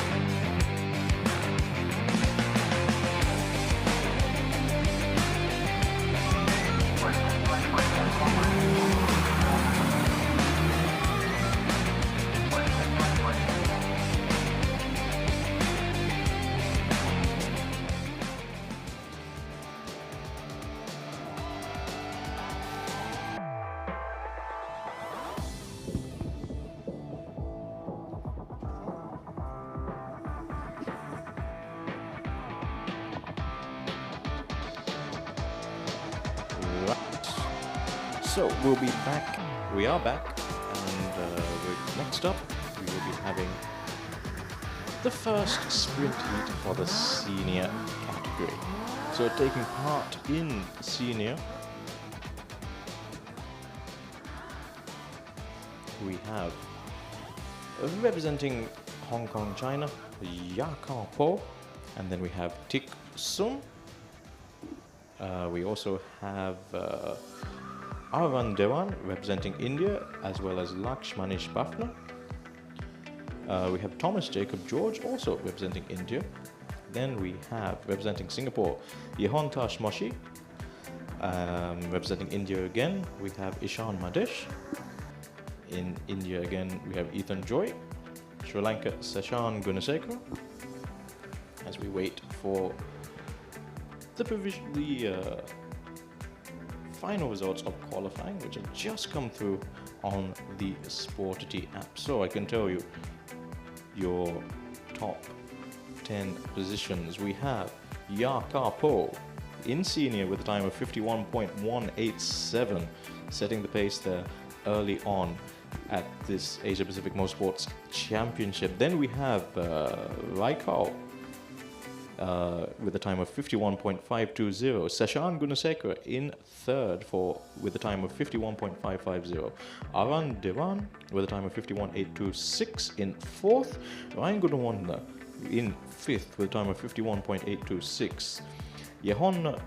Yehonatan Moshi with a time of 52.089. Akash Mirza in seventh place. Thomas Jacob George in eighth. Then Paco Sevimianto with a time of 52.533. Moksam Nyak with a time of 53 dead. Kavish Uyanwata with a time of 53.5. Tixum with a time of 54.5.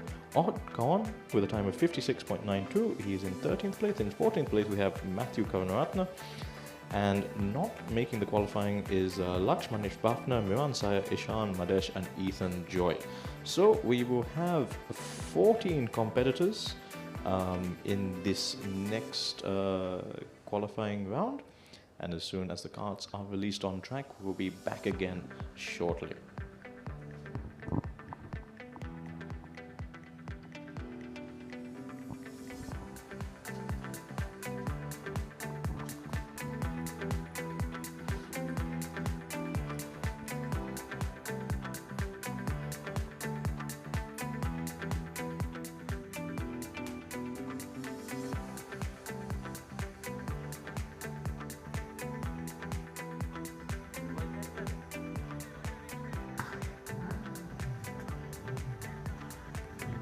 All right, we are back with Jimkhana once again. And start line cam is ready.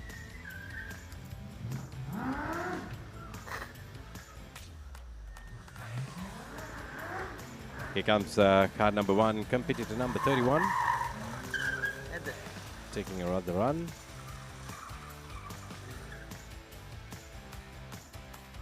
The first race on the karting circuit ended very well, and we were having a bit of our own moments here with the Cross Car, Autocross and the Jimkhana, and now we are back with Jimkhana live. Aban Soto sponsoring the Jimkhana event by giving their Hyundai cars. Oh, there was a bit of a nudge on the cones.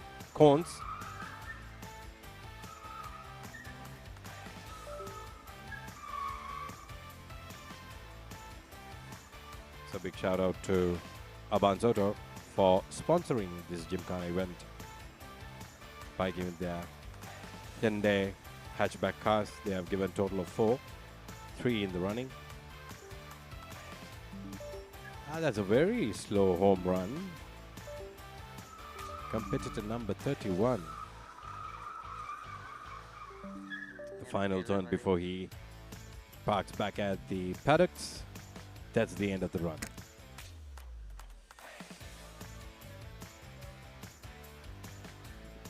Next car is ready. Next car is ready. Car number 99.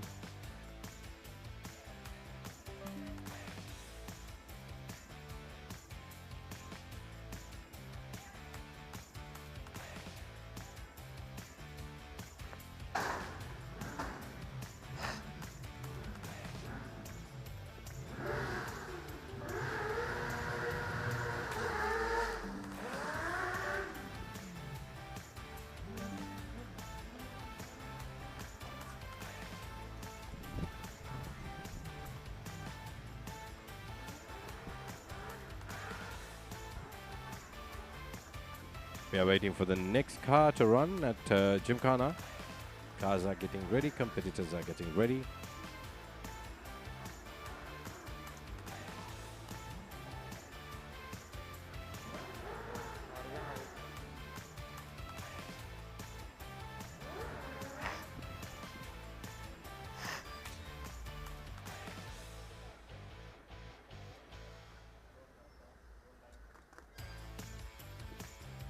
You are now with the cross car once again, ladies and gentlemen. It had gone into the tire barriers there.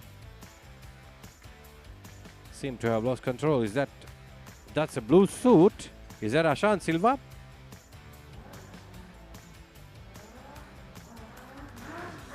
Nice run. Once again, comes into this critical hairpin. He manages. Oh, look at that. Going sideways. That's how powerful. Oh, again going sideways and almost blocking the track. Standing right duck across the track there. A lot of powering through the rear wheels. This driver seems to be enjoying throwing the tail off. Beautiful, beautiful driving. He seems to be enjoying more than anyone else. Oh, he's stuck there once again. Just at the, probably lost power, lost the clutch. And he's stuck there at the entry to the asphalt section. Quite an unfortunate situation, waiting for a marshal to attend to. Oh, here he goes off. We have a lovely follow through by the drone. Can the drone keep up is the question. Very nice, nice run. Here he comes briefly onto the gravel track, onto the concrete once again. Oh, look at that, sideways all the way and into the barriers. That is very eventful. He was so looking forward to going into the barriers for the second time. Loves to keep it sideways, doesn't he?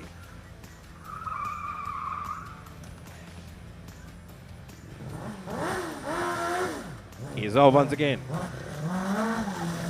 Through the hairpin. That is nice. Good control on power. Checkered flag.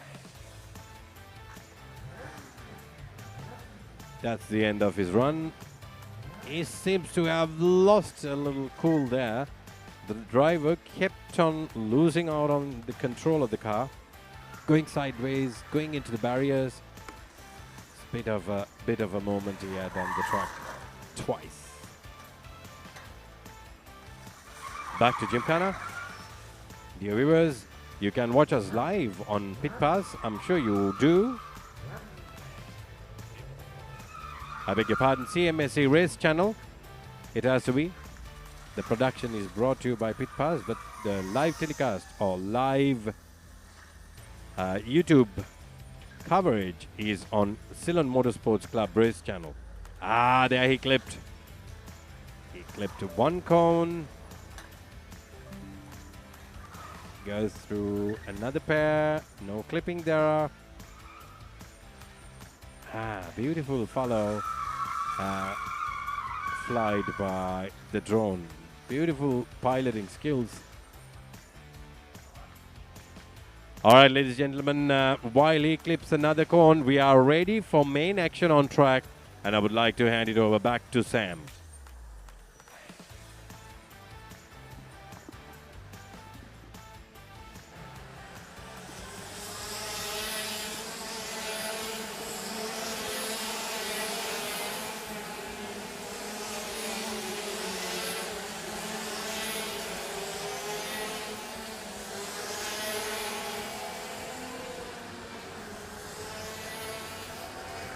Right, so now we have the senior category. It's the first sprint heat for seniors, and on pole is Yukapo. In second place is Rekwel Zarif from Malaysia, and from Sri Lanka we have Sashan Gunasekara in third. Now they'll be told to get into formation so far, and we await their starting lineup or their formation. So all these carts have to get into the tram lines, and there we go. All the carts side by side, all these guys are professionals at this level of karting. We now look to the lights and they go out and they're released.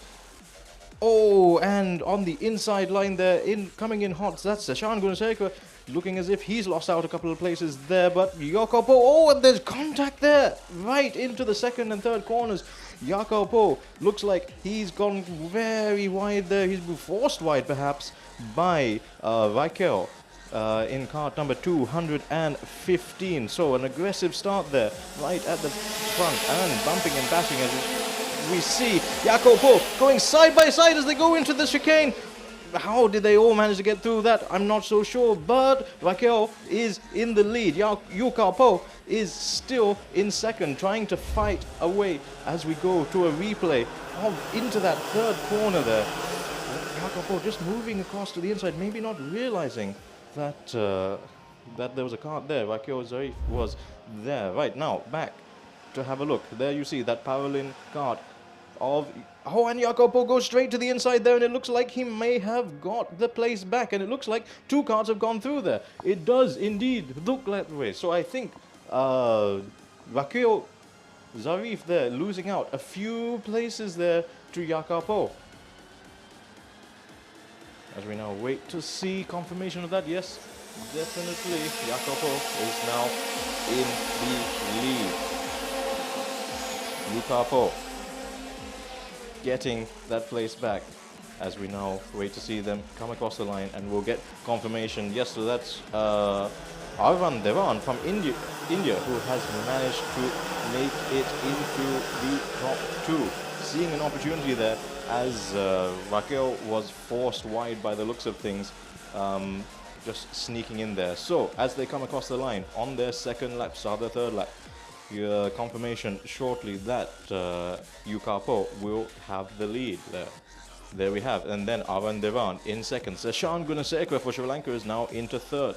Raquel falling down to fourth. Ryan Gunawardena in fifth. Dihanta Moshi in sixth. Moksam Na in seventh. Akshat Mishra in eighth. Paco Samianto in ninth. And Thomas Jacob George in 10th. That's your top 10 so far in this race. Now, let's have a look. Jakob Poe looks very strong. Sashan Gunasekera, his home circuit, in third, being challenged there by Raquel, who had the lead momentarily but was taken away from him earlier in the race. Oh, a little bit of contact there, further back there. Can't see exactly who that was, but it looked like a bit of argy-bargy towards the back there, if you see. And now they're coming into that sort of parabolic corner there, as we see Sashan Gunasekera now. So Arvind Devan in second, Sashan in third. Arvind managing to set the fastest time so far, and he looks like he's in a good position to try and chase down Jakob Poe. Right. Sashan looking over his shoulder. He has Raquel in his... Well, rather, Raquel has Sashan in his sights. Arvind Devan, the top first, second, third, fourth, very close. Jakob Poe is not breaking away from the rest of them. Arvind Devan setting the fastest lap, that last lap. Sashan Gunasekera, this is his home track. He'll want to have as much of an impression as he can. Now, of course, this is only the first sprint. You can't tell that to any of these drivers. They want to make an impact as much as possible. Ryan Gunawardena also. Sashan there, setting the fastest time rather. Ryan Gunawardena in fifth place, managing to hold on, taking those curbs very aggressively there, but he's managing to hold on to the back of this leading four. Right, a little bit further back there to sixth place, which is Yuhatan Moshi and Paco Simianto from the Philippines in seventh. But the battle up front so far, you have Hong Kong, China. They already won the first cadet category, the sprint category, the heat. Will they be on for a second win for Hong Kong, China? Jakob Poe still in the lead and now making a little bit of a breakaway from the rest of the pack. Arvind Devan looks like he's going to come under a little bit of pressure from Sashan Gunasekera. Sashan needs to put the pressure on because not far behind him is Raquel from Malaysia. Ryan Kanishka Gunawardena in 5th place. That's your top 5, and top 5 look so close to each other. Now, let's have a look a little bit further back. Is there going to be any action there for 2nd and 3rd? Jacopo now seems to be getting away, and it looks like some moves are being lined up. I can't tell you whether it's from Raquel or Seshan, because they all look as if they're taking very, very different racing lines there. Definitely wanting to try and get on the back of each other. So, coming across the line, Jacopo still in the lead there. Seshan managing to hold on. Oh, and that looks like Ryan Gunawardner. Looks like he's going to try and make a move on Raquel there. As we look at the leader there, Jacopo. Let's look a little bit back. So everyone's still in the order that they were last. No, Ryan, it does so that Ryan has gone past, but doesn't look like it. I think on the timing, when they crossed the timing beam, Ryan was past Raquel for 4th, but looks as if Raquel was able to get that place back. But now, a little bit of dominance seems to be shown by Jacopo. Jacopo still convincingly in the lead, and that gap now to 2nd, opening up further and further. Arvan Devan now having to look behind. Oh, look at them more. They're just looking over their shoulder just to see where the cars are. Seshan maybe having a little bit of a look down the inside there, and there you see Ryan Gunawardner. He's lost a bit of time there. He was past Raquel on a previous lap over the timing beam, but now it looks like he may have made a little bit of an error somewhere, and Raquel managed to get back onto the rear bumper of Seshan Gunasekara right now. Seshan is looking very racy as well. So, Hong Kong, China out in front, Sri Lanka in 3rd, India in 2nd, Malaysia in 4th. It is a very multicultural top 4 so far, and that's what we like to see in this Asia Pacific Motorsport Championship. These are the future champions, ladies and gentlemen, and these are the names that you'll be hearing as they climb up into the upper echelons of motorsport. This is it, and this is where everyone wants to make the biggest impact. All these youngsters, they want to show that they can do this at a much bigger level, that they can go on to achieve so much greater things at this stage in their life. But at the same time, they have to cope with all that pressure. Just what is going through the minds of all these drivers right about now.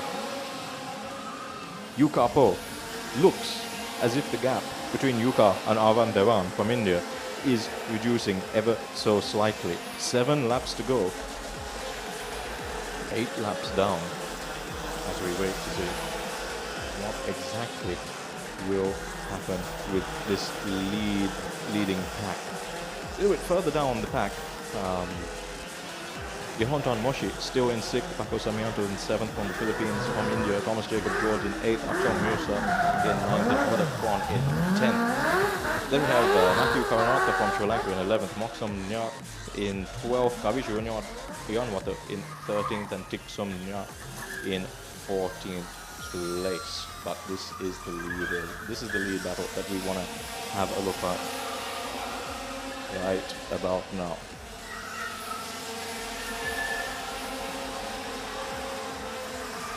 So Seshan Gunasekara there dropping back down the field there. Raquel has got in front of him, so Seshan made a mistake somewhere on the track, unfortunately for him.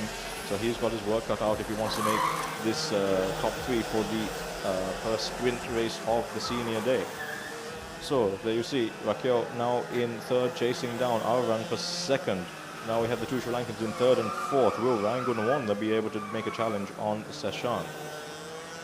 These guys, great friends in the karting groups that we have, but as soon as you put the helmet on, well, nothing else matters. Seshan doesn't seem to be able to keep in touch with the leading trio. Arvan Devan managing the gap, trying to get a little, I'm sure he's trying to get a little bit closer, but it has to be said, Raquel now that he's been released from the rear of Seshan Gunasekara, looks like he is going to mount a challenge to Arvan Devan. It looks like he's closer than he has been this entire few laps. So let's see what happens now as looking behind him is Raikkonen. Will he go down the inside? No, not this time. Decided the better of it. But he remains firmly in the wheel tracks of Arvan Devan. Arvan Devan in that red and white cart, Raquel in the Paralymp branded cart just a little bit behind them.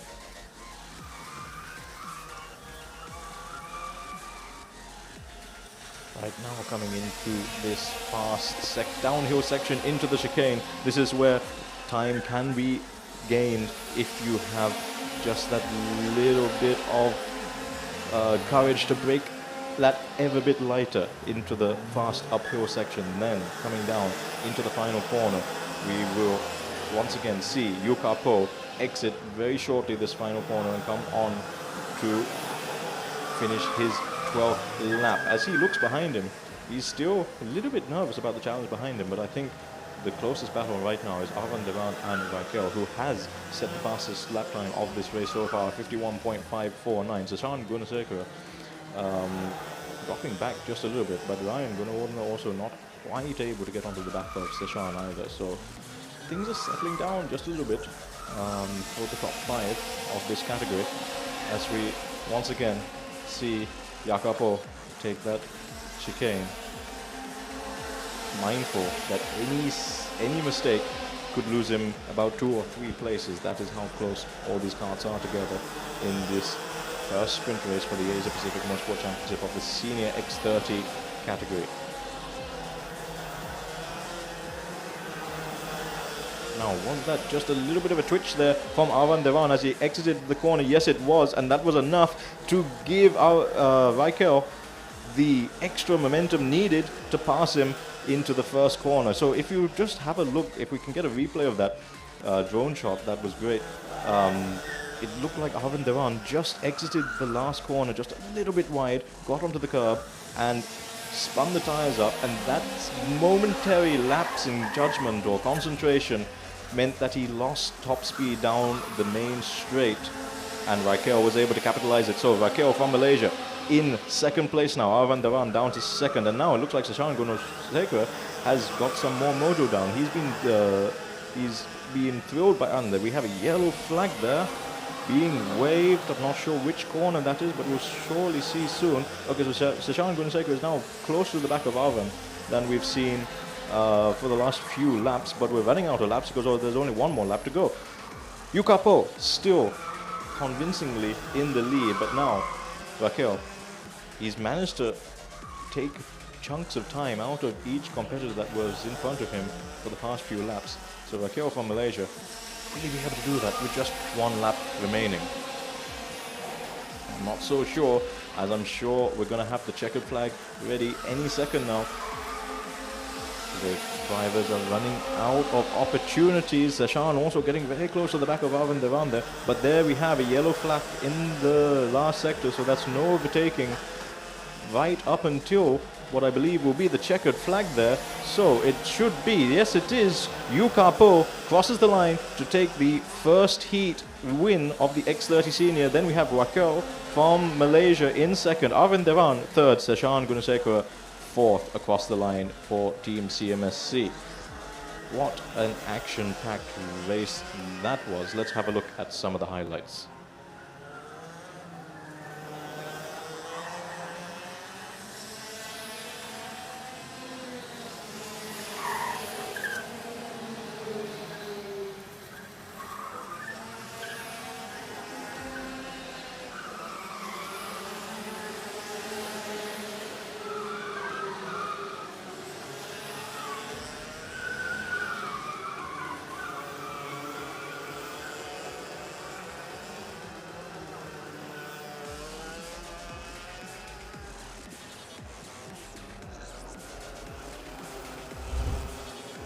Right, so a pretty clean start there at the beginning, but it looked as if, yes, it's coming into this third corner there that both Raquel and Yuka Po managed to get a little bit, Yuka Po rather, managed to get a little bit crossed up. Then they're coming into the chicane there. Then we have a close battle there between Sashan and Arvan Devan. Arvan Devan winning out, it would seem, eventually. And Yuka Po rather, managing to win a convincing first senior heat at the Asia Pacific Motorsports Championship. Well, that was a thrilling race, and I'm sure we're in for many, many more. Perhaps slightly curtailed by that yellow flag in the last sector, but it gives us a bit of a taster of things to come. We have many more races coming out throughout the day and tomorrow as well, so stay tuned to our live coverage here on the CMSC race stream and on POTV if you're watching locally in Sri Lanka. If you're watching internationally, you're on the CMSC race stream. And we will be coming back to you shortly with action from around this event. Of course, 6 disciplines taking place, including esports, auto Jimkhana, karting slalom, and autocross, as well as karting sprint and karting endurance. So, plenty more racing action to come from. Stay tuned.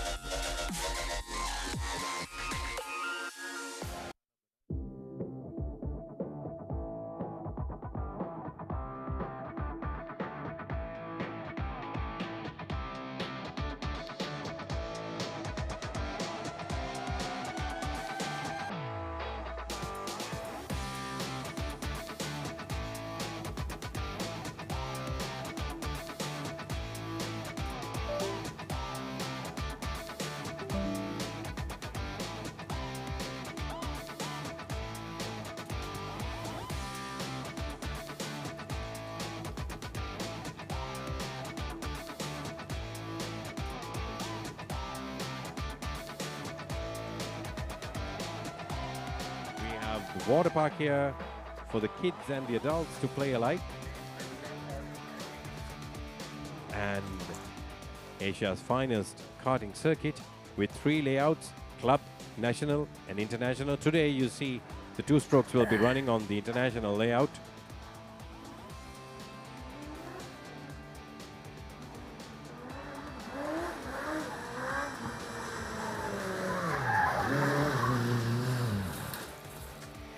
Ladies and gentlemen, we are back with the Autocross Cross Car once again going off into the barriers at the most difficult and challenging hairpin. That is primarily because it bottlenecks at the exit. At the apex, at the entry it's wider. Apex, it tapers in, and at the exit, the track is as thinnest as it can get. I wish I could draw and show you guys, but this is how. That's why the drivers get it absolutely wrong at times. Going sideways, a beautiful aerial shot coming from our drone pilot.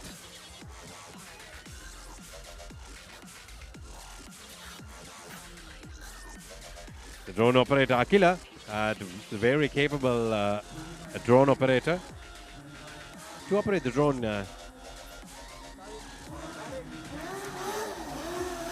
drones, there is a licensing program in the country now, so you can be a drone pilot if you wish to.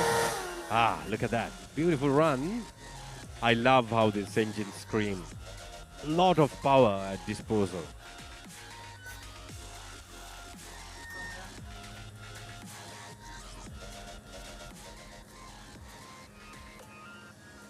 Look at the greenery. That's one beautiful fact about Sri Lanka. Be it rain and be it sun, the greens never end in this beautiful island protected by the gods. Beautiful, absolutely stunning view. And mind you, for Bandaragama, rains are a daily occurrence. Enough water. Valgama Lake never goes dry. I don't want to jinx it though, but that's what Bandaragam is. It can be dry at the circuit, but 1 kilometer across, right at the Galanigam exit, it can rain. Wonderful weather patterns here. That is Valgama Lake, a part of Valgama Lake that you see. A lot of greens have come about on Valgama Lake surface.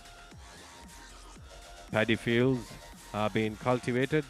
The country is blossoming.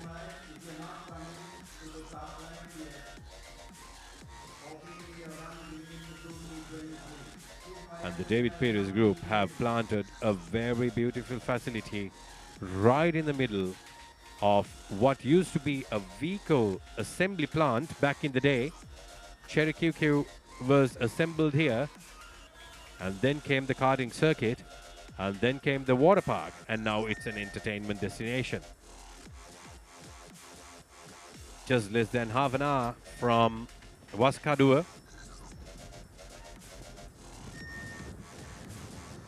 Less than an hour from Colombo. Also less than an hour from the airport. Absolutely stunning view coming from our drone operator, Akila. Fantastic. Look at that water play system area. Absolutely wonderful. I happen to be here at once and you don't feel like going home. That's a given. Come with the kids. Kids make you stay and technically live there.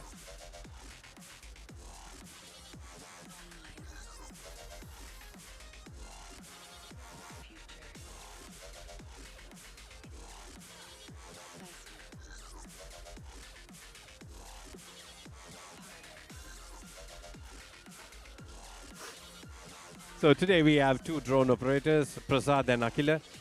2 wonderful, skillful hands. 2 drone pilots, drone operators, whichever way you want to call it. Look at that Valgama area. This plot of land, doesn't it look like Ptolemy's Sri Lanka on the ancient world map? Looks like Sri Lanka to me. Just give a little more attention to what you see.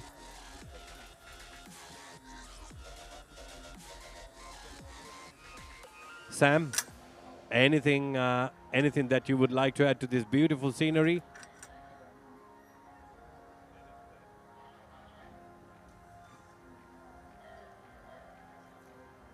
Yes, I'm here. Hi, Rukshan. How are you? Hello. Right, so, yes, incredible scenery there. Absolutely incredible indeed. It's been an amazing, Herculean effort to get this event organized as well. Big thank you to all the supporters from not just the Slalom Motorsports Club, but all the various ASM clubs as well. Not just sending their drivers to support this, but also sending their best officials, and it's been an incredible event. And of course, a huge thank you to our sponsors. Of course, we have Eastwind Logistics, Hyundai, represented by the Advanced Auto Group, as you can see right about now. Charmer Computers, Next Level Racing, and we hope to bring you some coverage of the esports events as well that are happening throughout the day. Barrister, and of course, Akbar Tea. So what you're looking at right now is the Auto Gymkhana, as Rukshan has been commenting on so far. Okay, so these are the Hyundai Grand i10s, and the yellow flag went up there, so that means that this is a wrong course, I believe, or either that or a cone was hit. So it looks like a cone was hit, otherwise it would be a red flag, and that's a disqualification. So a cone has been hit, so a cone penalty is 2 seconds for these runs. So basically, you have to do multiple things with this Jimkhana. You have to memorize the track, which is not an easy task.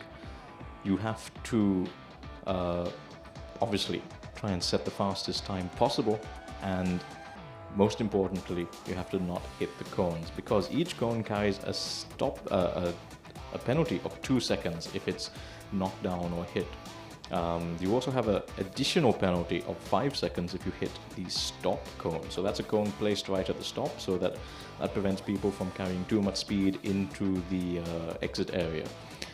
But yeah, it's been an incredible effort to put this entire event together, working on ground with a lot of the guys from the CMSC and all the guys from the various FIA clubs as well. Right, so now we have, unfortunately we can't so that is car number 9. I'll try and get you the competitor number list as well. So that is driver number 9, navigating this AAGC course. So we have 2 different categories as well here for this Jimkhana event. So we have the AAGC, which is the Asia Auto Jimkhana Championship, and we have the APMC, which is of course the Asia Pacific Motorsports Championship. So today the Jimkhana cars are doing the AAGC portion of this event. AAGC, oh, as we see, car number 9 hit one of the cones there, quite unfortunate for them. So that's 2 seconds added to their time right about now. So yes, as I was saying, 2 championships happening concurrently, so it's a great event for, so even if you lose out on this first day, you have another chance to try again tomorrow. So the Asia Pacific Motorsport Championship that award will go to there you have Akila, our drone pilot, drone operator, if you want to recognize him that way. Quite a tedious task, not an easy job. It's not a toy. I mean, the kids love drones, but it's very tough to operate. And that's he himself using the drone to record his shot. Beautiful drone shot. All right, we are ready to go back to the first operating team. The carts are already on track. Over to you, Sam.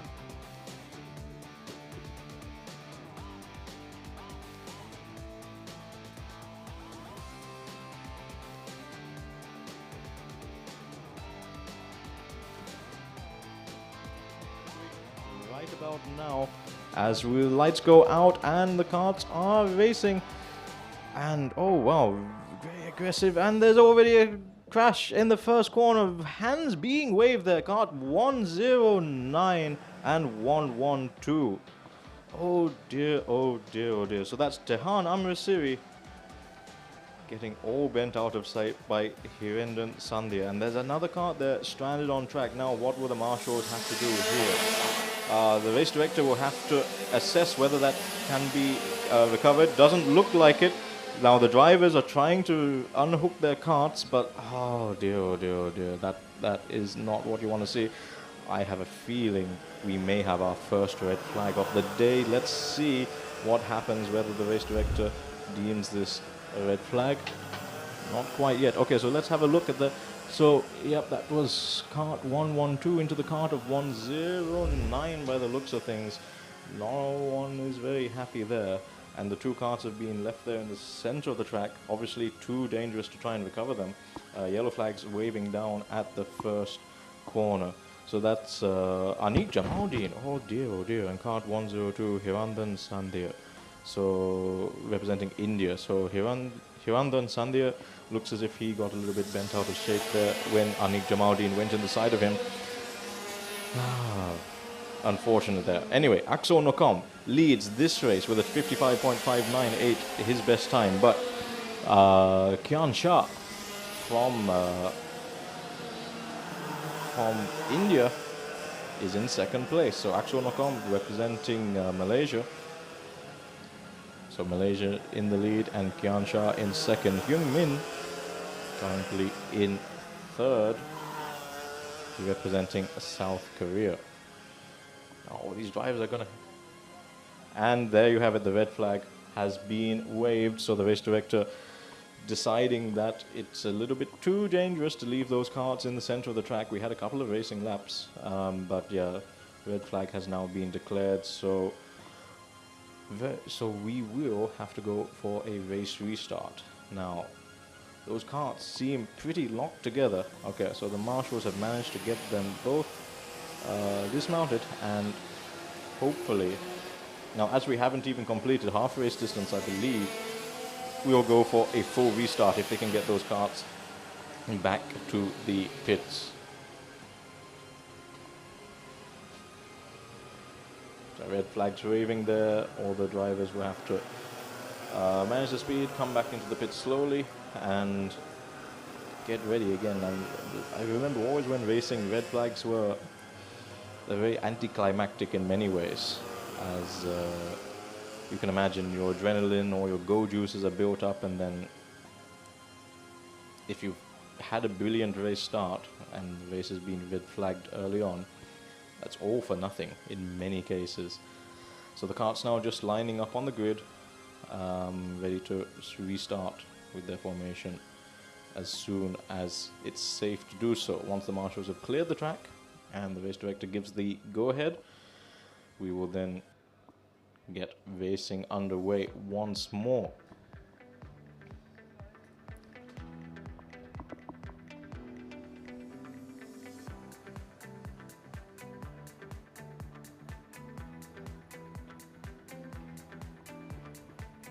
So what would have been the starting grid for this race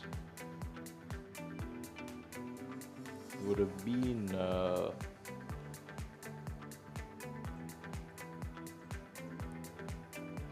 for the junior category. The provisional results were Axel Nakom on pole, Kian Shah in second, Tehan Amrisiri in third, Kaveen Rajapaksa in fourth, Hyungi Min in fifth, Anik Jamaldeen in sixth, Ryan Ruffley in seventh, Hobart Yao in eighth, Soraya Wahab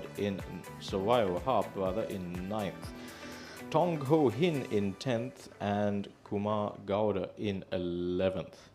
Now, we're going to have to reset the grid, and if the drivers are able to get their carts back to the grid, they'll be able to retake the start of this race. So there's that Paralin cart number 106 of Tong Ho Hin of Hong Kong, China, which is still stricken there, still lying on the side of the track there. So maybe that's not recoverable by the marshals. Maybe that needs a recovery truck to be dispatched. If so, as I just see out the window, who is that? Let's see who's coming to the grid. But the start line marshal is there, directing the drivers which place to position it on what has now become the dummy grid. And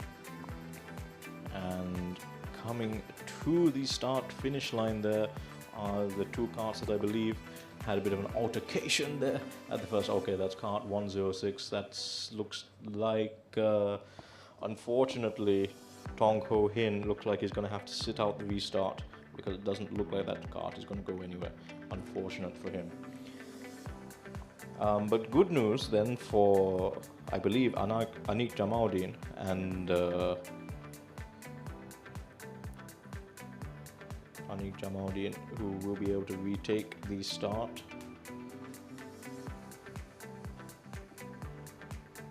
So we now wait to see how this all lines up. It looks like Sarai Wahab's car there in the center cabin, right? Bucks in third there.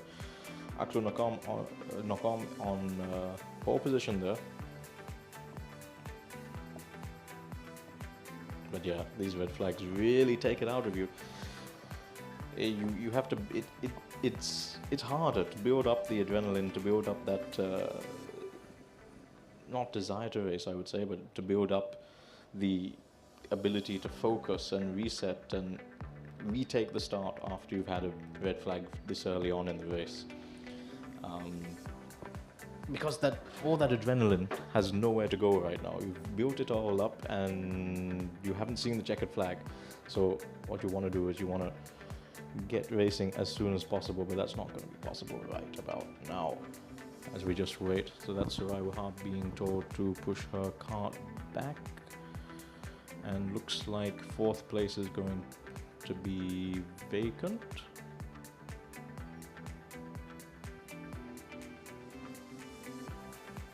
As we wait for the marshals to finally figure out how this grid is going to go. And yeah, so it looks like everyone is in place.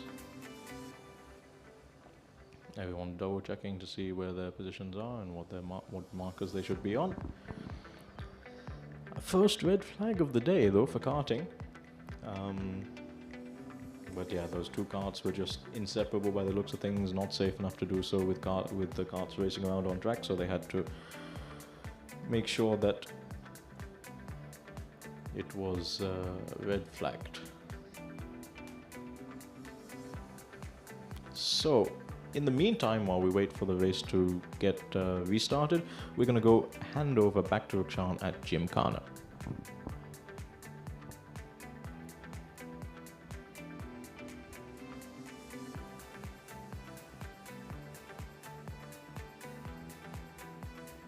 The session was red flag. Therefore, we would like to bring you live coverage from not so exciting but very challenging Jimkhana. Car number 7 is ready. Starter Marshal Randy Velikala, that is the cowboy from CMSC. Velikala is ready with the flag. There he goes, the new driver. Car number 7 in his Hyundai. This has to be an i20, I reckon. Well, let's get it double confirmed. Competitor number 2. And a big shout out to Abans Auto for sponsoring and giving these cars for an absolutely good cause. There he goes. Now the track is like almost dry, only few puddles. That is also of the usual. Oh, that he clipped that cone. Demerits. Look at the tires screeching. Better grip now. He comes through. No more clipping. Successfully passed through that as well. Oh, almost clipped there. 7th pass done. Full turn. 360 degrees back to the paddocks. That's the end of the run of competitor number 2.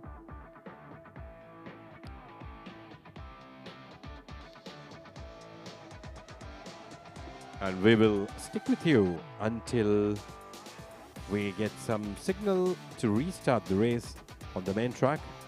Karting, as exciting as it can get in the Apmc X30s. The noise of those engines.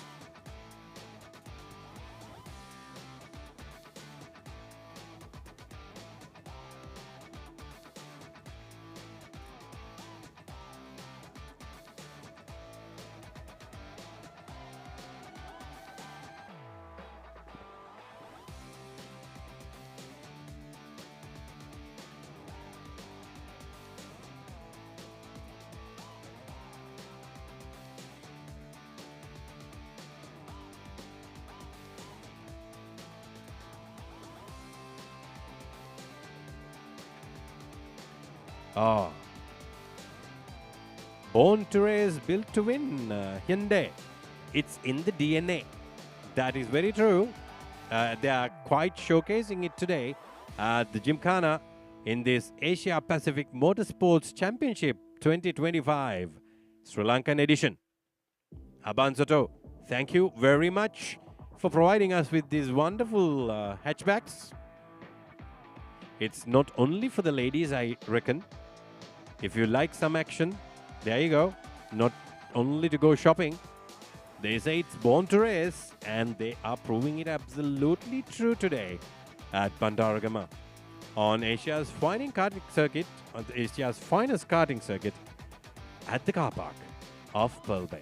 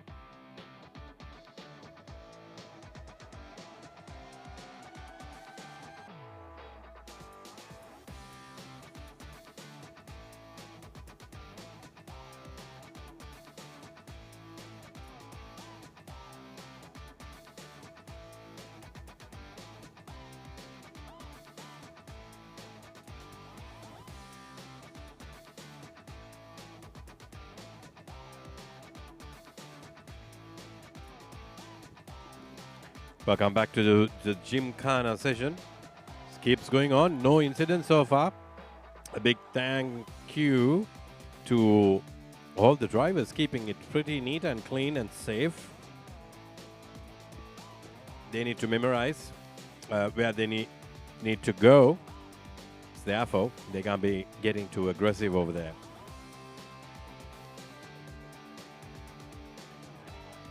Let's go back to Sam. We have the carts on formation lap.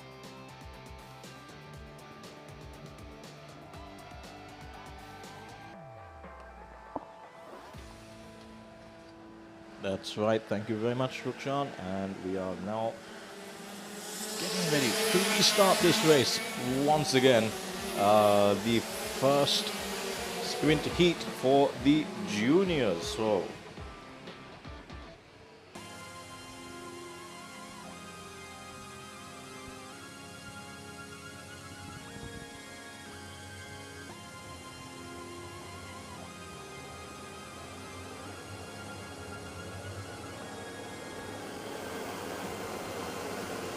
all these drivers have to do it all over again.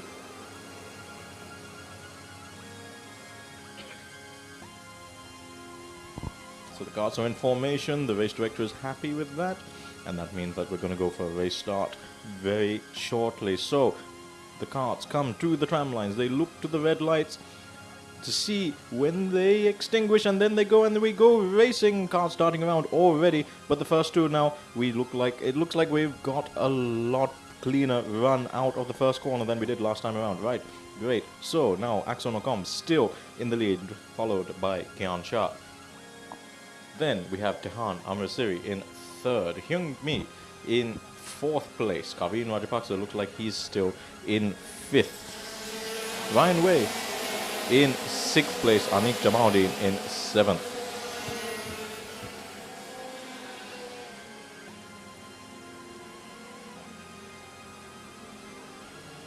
As they now come to finish their first lap into the closing stages. So looks like Axel Nocom and Kian Shah have already managed to break away from the rest of the pack there. And let's see, once they cross the timing line for confirmation of that. There we go. Coming into the first corner, and then there is a pass there on the inside that looked like Kavin Rajapaksa on the inside of Hyung Min, taking fourth place there, I believe. But still in the lead, Axel Nocom. Here, all the way from Malaysia. In second, Kian Shah. He's here from India. In third place, we have Tehan Amrasiri, who is here from Sri Lanka. So 3 different countries in the top 3 positions so far. Now, a little bit further back, we have Hyung Min, Kavin Rajapaksa, and Ryan Ruffley. As we see a bit of a move there, I think, in the 4th, 5th, and 6th places, but also 1st and 2nd are getting, so there we have it. So 1st and 2nd getting quite close, but a little bit further back there, you have Kavin Rajapaksa in the lead there of that gaggle of cars there. Hyung Min in 5th and Ryan Ruffley in 6th place there. So that we have 2 packs of cars now. In 3rd place, Tehan Amrasiri just holding on loosely to the back of the leading duo there. Will he be able to make an impact as this race goes on? Now the battle taking the inside line there, looked like Ryan Ruffley might be making a move on the inside of Hyung Min, but we'll have to have a look at that a little bit later. And in the meantime, at the top of the timing sheets is Axel Nocom, Kian Shah, and Tehan Amrasiri. Tehan setting the fastest lap so far though with a 53.451. Coming round the final corner to start another lap. Tehan ducking down, trying to make himself as aerodynamic as possible. He can do so, but will it be enough to get that extra speed on the main straight? Now, there's a very flowing circuit. It's not a tight circuit, it's a very flowing. You're on throttle for a lot of the time around this track, and you have many elevation changes. So as you come around this triple left-hander, then you take a wide right-hander, and it's a very fast downhill into a lovely chicane that can be taken flat out if you're brave enough. And then you loop around this sort of parabolic corner with a double apex. Up again, uphill, quite steep here. You can scrub off a bit of speed here without having to rely on the brakes a bit too much rather, and get into the tighter section of the track, but it's still nice and flowing. And then once again, you're downhill into the final corner, and you get slingshot right out onto the back, onto the main straight. As we see right now as the carts complete their 4th lap of running. Axel Nocom still in the lead. Kian Shah in 2nd, Tehan Amrasiri 3rd, Kavin Rajapaksa 4th, Hyung Min in 5th, Ryan Ruffley still in 6th, Anik Jamaluddin in 7th, Hobart Yao in 8th, Sarai Wahab in 9th, and Kumar Gowda in 10th. That is your top 10. We only have 10 runners left in this. Unfortunately, we saw Tong Ho Hin have to retire his kart. Hopefully he'll be able to fix it and get back into running a little bit later on in the day. We have a few more heats to go through, and of course points being awarded for each of the positions in the heat races, and then those with the most points will be able to claim those medals as the day goes on and the event goes on. We have plenty of racing coming tomorrow as well, but let's focus on what's happening right now on your screen. Axel Nocom seems to be breaking away a little bit from Kian Shah, so looks like Axel from Malaysia has a little, and there's a yellow flag there, so no overtaking into the triple left-hander. So someone's gone off or had a breakdown or a mechanical incident somewhere there. So the green flags are being waved just before the downhill chicane. So it looks like maybe a barrier has been displaced, or maybe there's a car on the side of the track. We'll try and get that coverage to you to find out why we have that yellow flag. But Axonacom not slowing him down. He is now on his way to complete his 6th lap with 10 laps to go. So Tehan and Kaveen, who are currently in 3rd and 4th, they are from Sri Lanka, the home circuit that the Asia Pacific Motorsport Asia Pacific Motorsport Championship is taking place at, and they have a bit of a home advantage for sure. But will that be enough for them to try and overhaul these guys in points later on in the day? Right now, you have to say Axonacom from Malaysia, Kian Shah from India have managed to get the better of the Sri Lankans so far in the race. Will that last though? Let's see how it goes. But it's very impressive to see all these youngsters come here and pick up the track so quickly. Now that is Tehan Amritsari that we're focusing on there. You see his neck is leaning a little bit in the corners. That's been something that we've noticed quite a lot here in the local IME X30 series. His neck strength, he's been working very hard to improve his neck strength as much as possible. That was a weak point in one of his earlier races against Kaveen Rajapaksa actually. He just couldn't take it anymore and he had to come around a little bit slowly towards the end of the day, and one of those IME X30 Asia races, or IME X30 Sri Lanka races rather. And Tehan also taking part in the IME X30 Asia series. Kaveen taking part in events in India, driving the Formula cars, and doing so very well there, managing to come away with several top 5 positions, as well as driving Formula cars locally. And karting though being the home for all of these drivers, being where they all started, and like many F1 drivers or any successful racing driver, all these drivers wanted to keep in touch with karting for as long and as much as possible, because it really gives you that the building blocks and basics of driving that every driver needs. So much more physically strenuous than your average Joe might assume as well. Having to drive these cars is so much of a workout, a physical workout, especially these X30 cars on this track. As there we go, a little bit of lapse in concentration there for Kian Shah, or perhaps giving up a little bit in terms of his physical ability there, as he went very wide and almost went straight into the barriers. But somehow he managed to save it. All credit to him there for being able to save himself from going straight into the barriers. But that rumble strip, it's not actually a curb, it's a rumble strip that he went over, and that would have shaken the fillings out of his teeth as soon as he went over that. But yeah, so Kian Shah making a bit of a mistake there that we saw on track. Many other drivers, I'm sure, will be making minor mistakes which we're not capturing, but just so happened that we saw that one. As I say, Axonacom looks as if he's got this race wrapped up. Car number 115 there, all the way from Malaysia. Looks as if he is making a clean break of this. So, in that case, Kian Shah can maybe let off a little bit, because I think the battle is going to be, once again, between Tehan and Kaveen, 3rd and 4th. They seem to be the closest cars together on track right now. So that's going to be the battle to see. And as I see, look at Tehan's neck. It's already, he must have been practicing these whole few weeks, and that must have done a number. If you have a look again once at cart number 109, Tehan Amritsari, when he comes around the corners, you'll notice his neck, his head is leaning to the side a lot more. So we come into the first corner there. That is Axonacom there in cart number 115, Kian Shah in cart number 107. Just have a look now as we go back to the leader. But if we can have a look at the 3rd and 4th there, Tehan Amritsari and Kaveen Rajapaksa, they seem to be getting quite close together on track now. I think that's where the action is going to be for the rest of this race.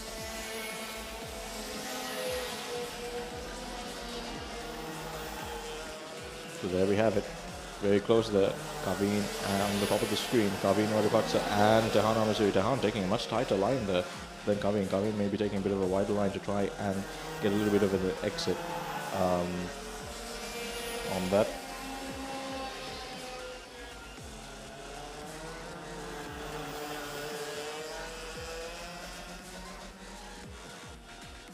But yeah, we follow Axel Nocom, who's cruising all out in front. He's happy to stay that way. But towards the back there you see Tehan and Kaveen getting very close. Kaveen looks as if he's going to get a little bit closer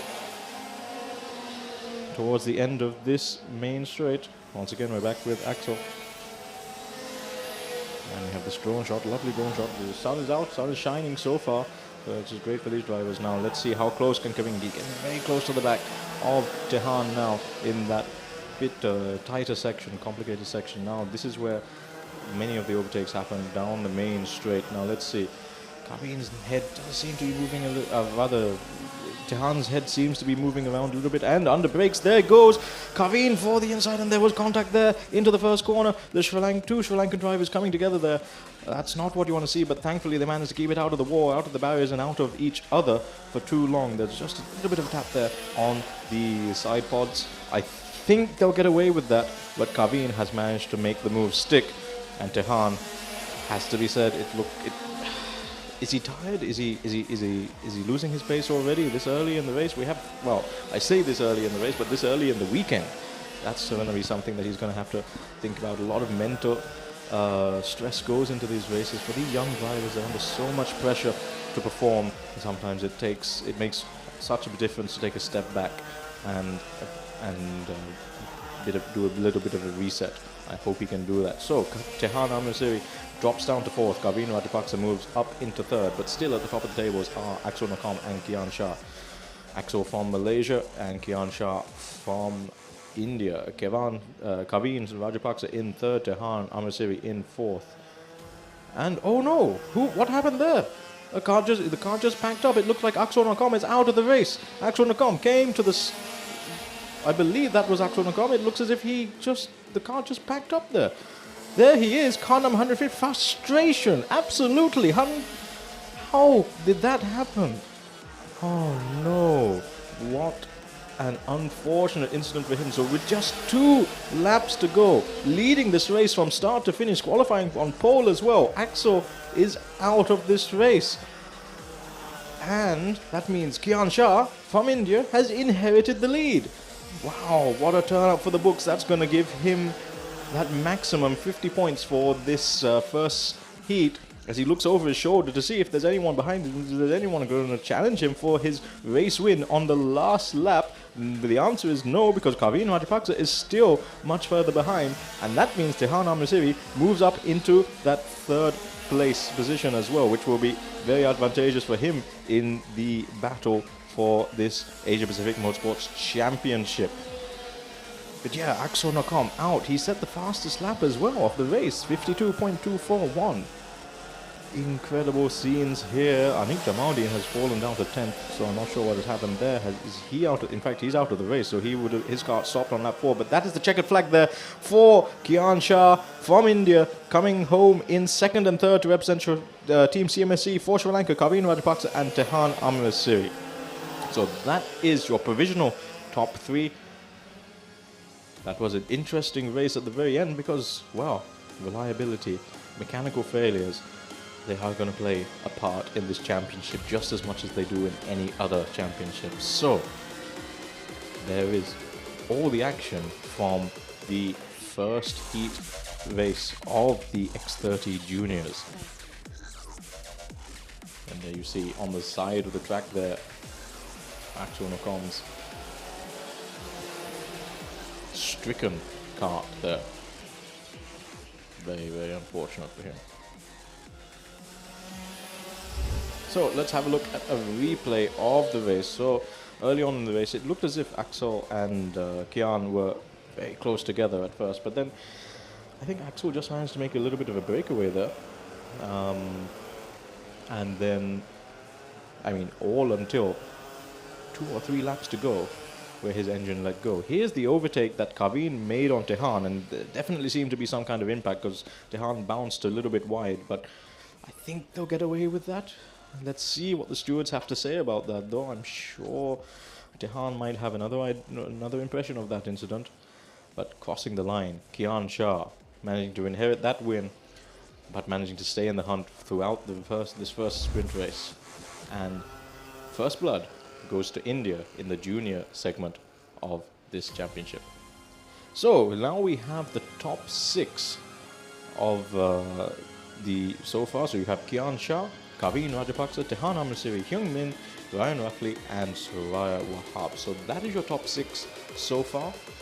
And all these points will be tabulated and be sent. And like I said earlier, if you want to keep abreast of all the information, if you want to keep abreast of everything, then download the Sportity app and use Apmc 2025 as the event password. Right, we will now hand back to Rukshan at the Auto Jimkhana.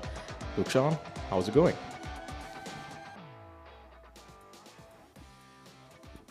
All right, we are back with Jimkhana after a very thrilling karting session. There was a Sri Lankan on podium as well. Tehan Amritsari, that was a very good one. Okay, let's stick to what we have on screen now. That's competitor number 6 on car number 99. Hyundai from Apmc Auto.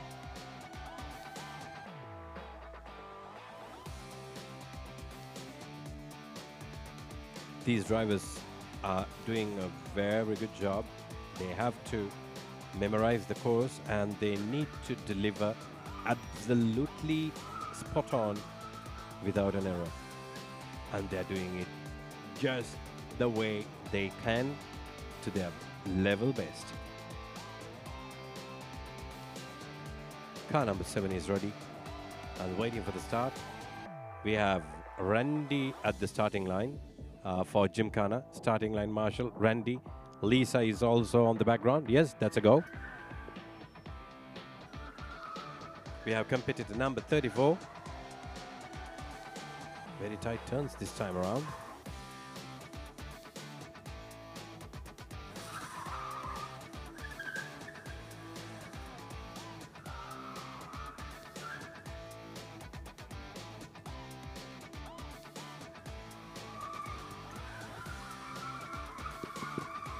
It's a skillful job out there to do Jimkhana.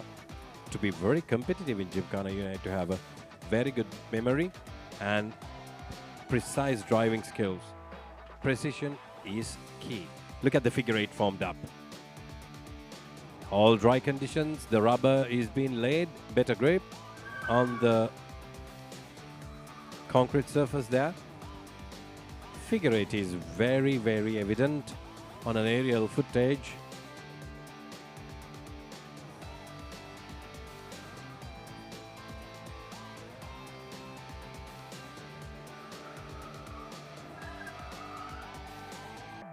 The final turn before he returns to the paddocks.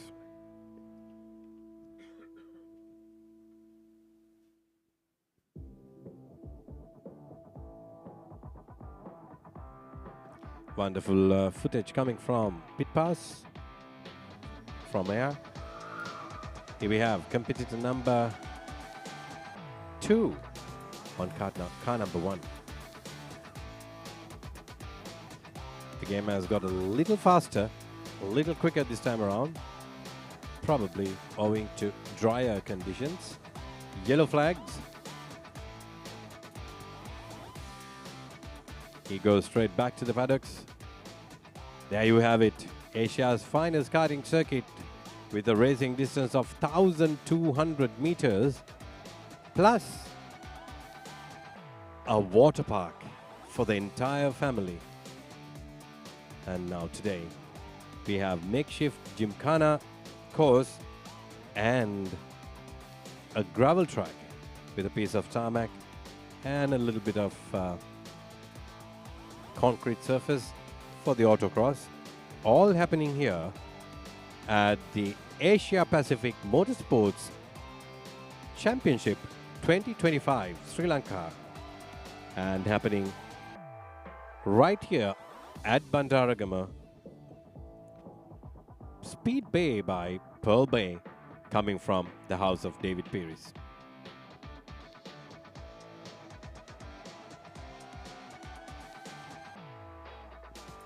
Big shout out to all our sponsors: Akbar, Barista, Abanzoto, Next Level Racing, Eastwind,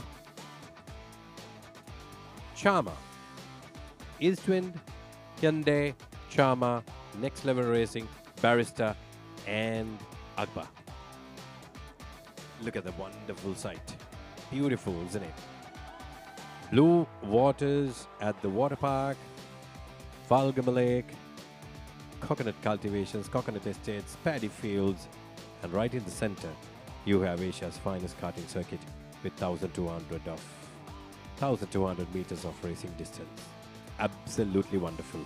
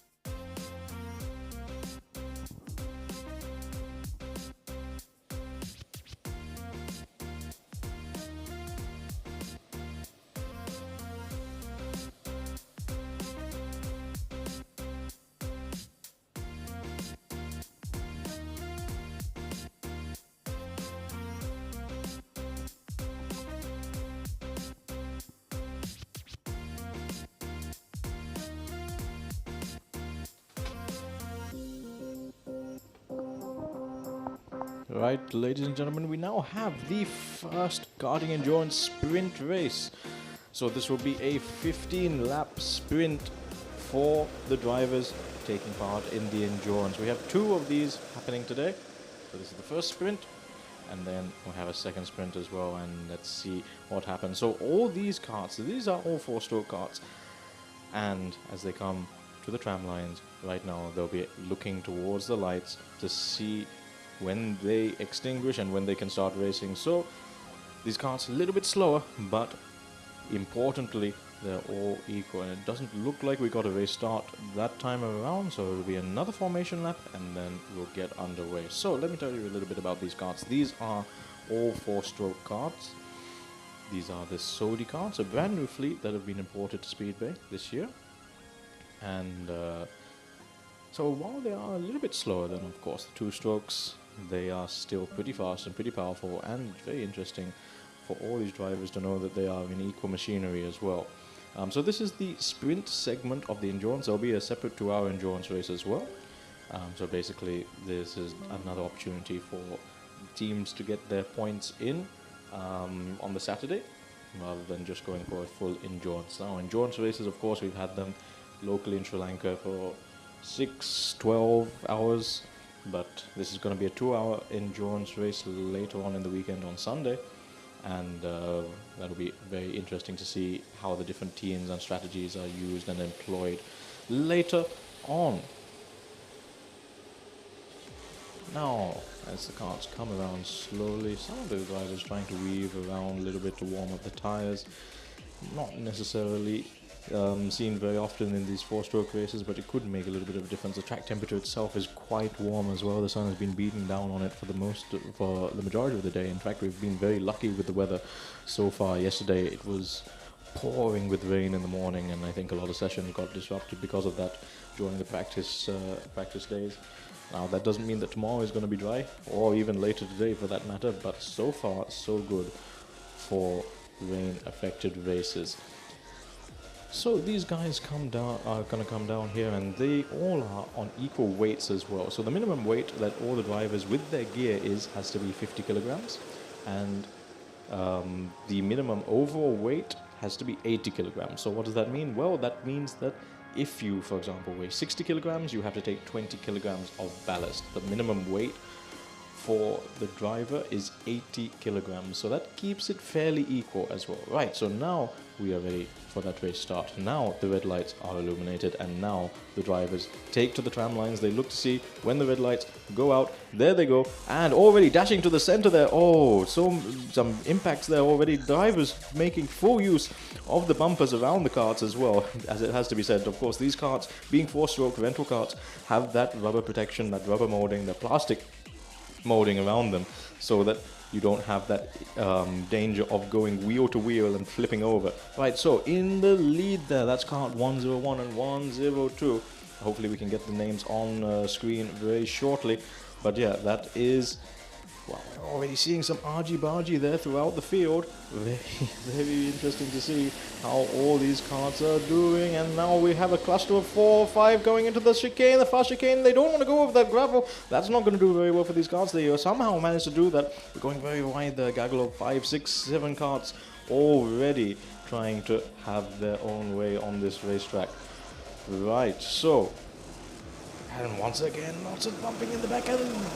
Diving over the curbs there. Now these curbs have actually been lowered slightly for these carts, but yeah, give a driver an inch and they'll take a mile.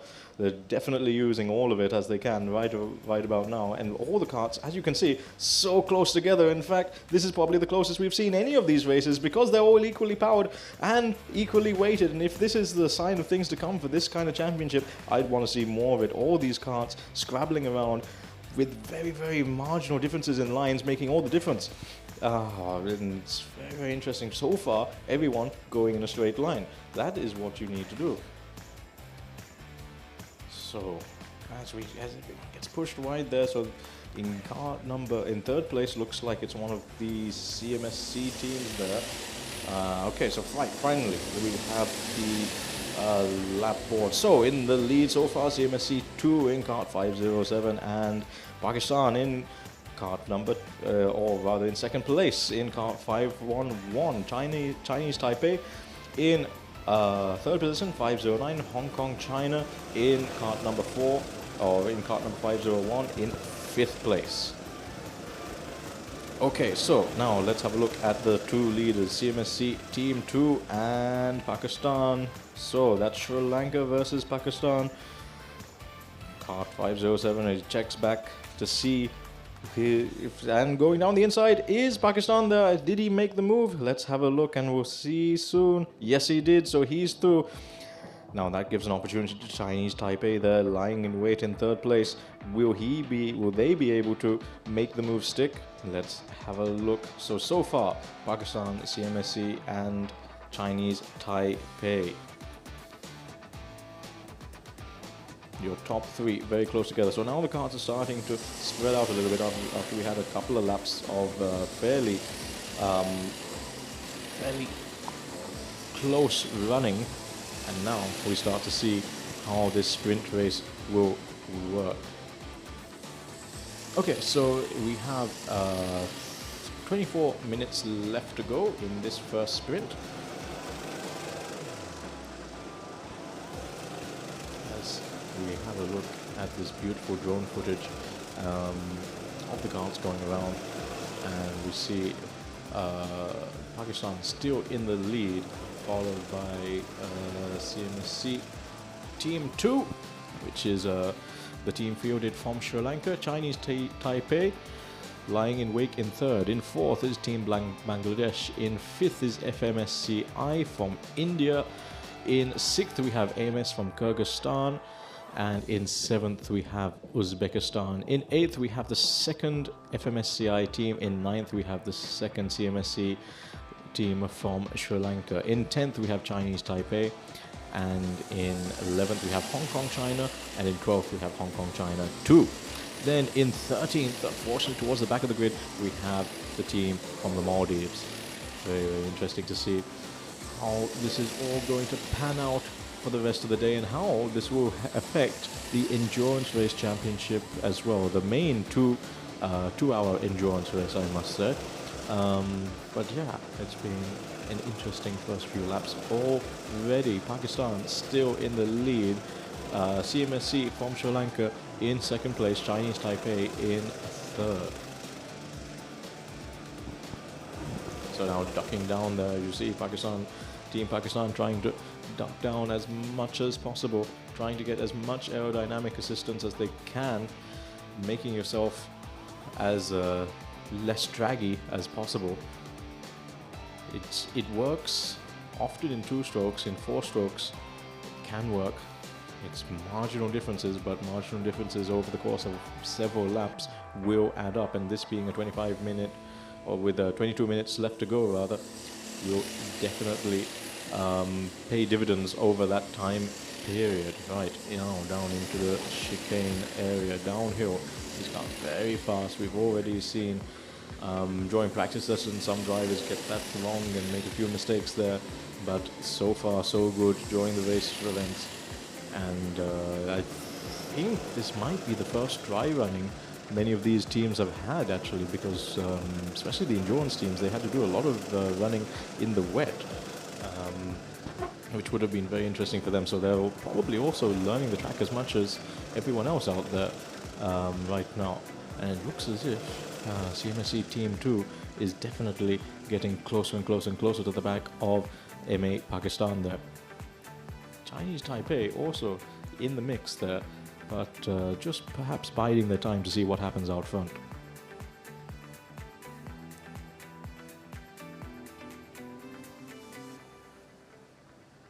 So this track was built in 2012, and yeah, it's been an incredible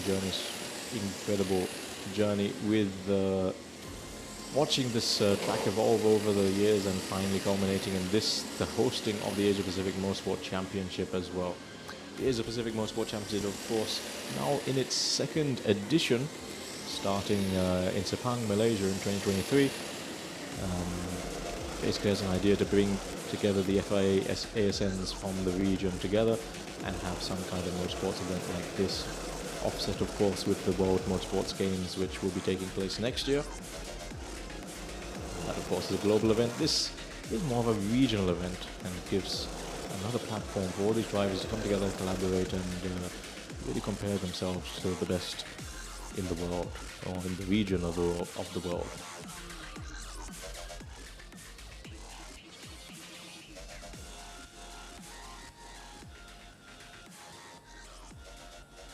So Pakistan and CMSC Team 2. CMSC Team 2 setting the fastest lap. In fact, they're the only ones to break into the 1 minute 9s. Of course, these laps quite a bit slower, about 20 seconds slower than the two-stroke carts. So 4 strokes being a more affordable entry point into this racing, and that of course is in line with the FIA's concept of making motorsports more affordable as well. As we wait to see CMSC Team 2, will they be able to make a move on MA Pakistan? As we said, Chinese Taipei seem to be dropping back a little bit, and then we have Team Bangladesh in 4th place, battling with Kyrgyzstan and Uzbekistan very close to them as well. FMSCI Team 1 and Team 2 are now together with each other in 7th and 8th place. But yeah, so this is the sprint section of the race, so we won't be seeing any pit stops in this segment. But once we get to the 2-hour endurance, which is scheduled for tomorrow, we'll actually see some pit stops and driver changes and kart changes as well, and that's going to be very interesting as well. For all the drivers to experience that for the very first time. Of course, you have endurance races in different countries with the Saudi karts as well. It's an arrive and drive concept.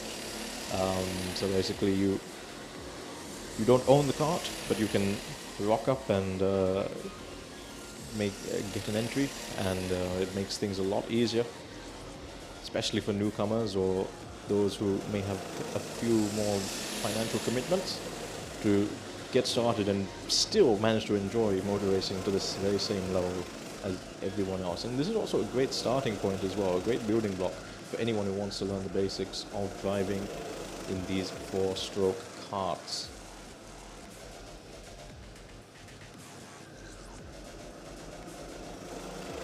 Looking over his shoulder just to see where CMSC Team 2 is. That is the Pakistani team there.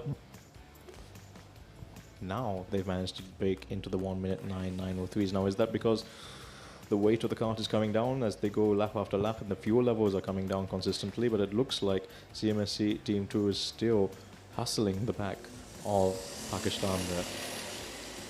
This is, of course, the first of 2 sprint races for this endurance championship within the APMC. Chinese Taipei Team 2 still in the hunt as well. They're in 3rd place. As we now go and have a look at Jimkhana on the right-hand side of your screen. So this is very interesting as well. So Jimkhana is still going on.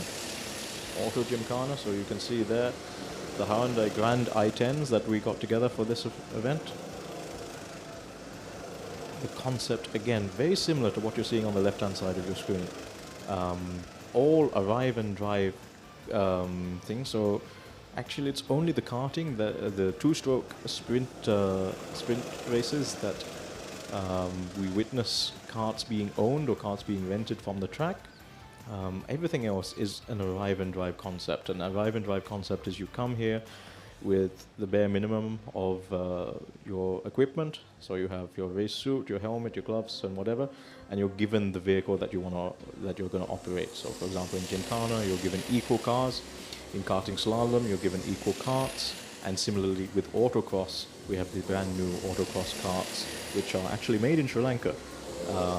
And for the very first time incorporating the FIA's affordable cross car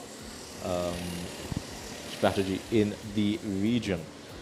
So these cross karts will be available to purchase for anyone in the region, and it'll be a great way for anyone who's interested in getting started in gravel racing or dirt racing, and it will hopefully open up many more championship opportunities within the region as well. All part of that drive forward to make motorsport more affordable.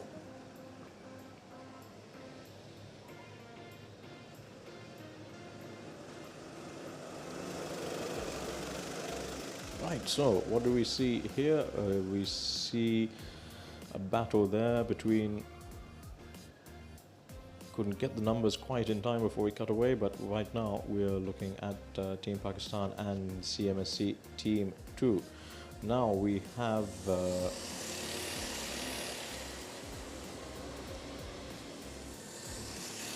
Hong Kong China Team 2, I think we're witnessing there, and Hong Kong China Team 1 and the Maldivian team. So the Maldivian team have managed to make it up from the back, and they're now in 12th place. 17 minutes left to go in this karting endurance sprint.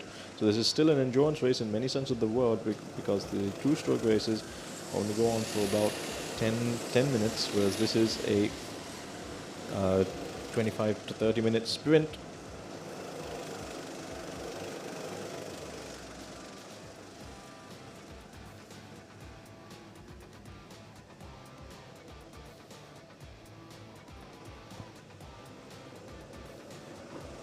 But Team Pakistan still in the lead.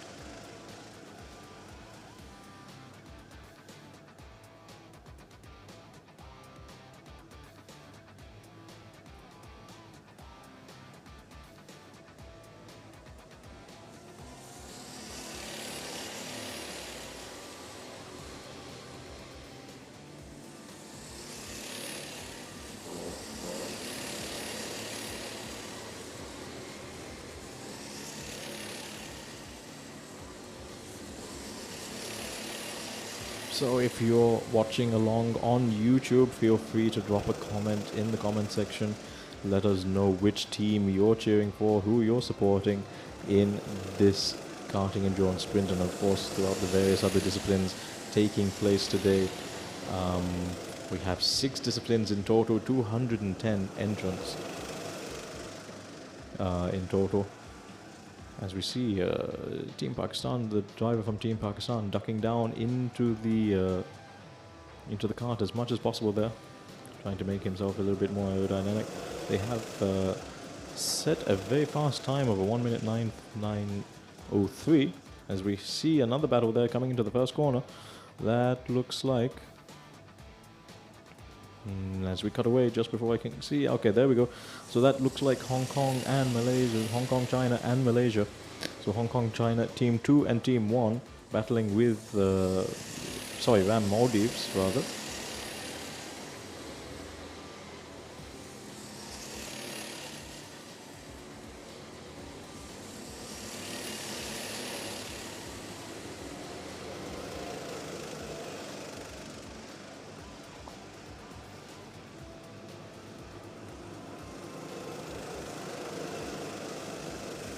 And there you have a very interesting aerial view where you can see how close, in close proximity, there's motorsport everywhere you look basically. On the top of your screen you saw the Auto Gymkhana going on the Autocross, and of course the karting track here as the main focal point for this whole complex.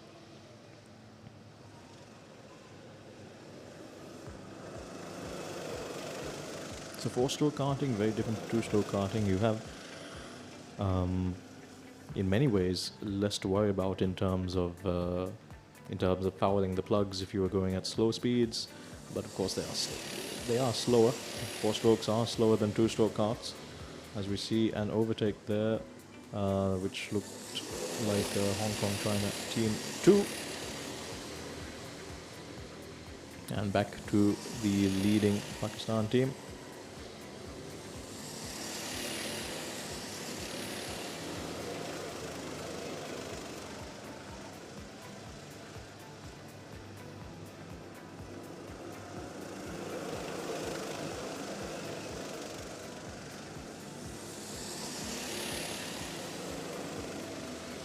So interestingly, Team Sri Lanka, or rather Team CMSC, hailing from Sri Lanka, don't seem to be using that strategy of ducking into the cart as the way that Team Pakistan is on that main straight there.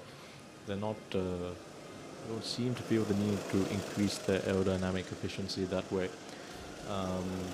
It is, on these 4-stroke carts, of course, power is very equal to each other, so every little counts, I suppose. And what's also great about this this racing is all these kart drivers are roughly the same weight as well, so the karts are the same weight. Weight being a very important factor in 4-stroke karting. In fact, in any form of karting, weight plays a huge factor. This sort of levels the playing field for those who are lighter versus those who are heavier, having a minimum weight of 80 kilograms and having to meet that weight with added ballast. Okay, so there it looks like we have a little bit of battle brewing a little bit further back between Kyrgyzstan and Chinese Taipei. If we can maybe hopefully get a look at that, because that looks like it might be quite an interesting battle to follow along. Cards 509, 505 and 510. look to be quite close together on track. Hopefully we can get a shot of that, but right now we're with the leaders, Team Pakistan and Team CMSC, Team 2.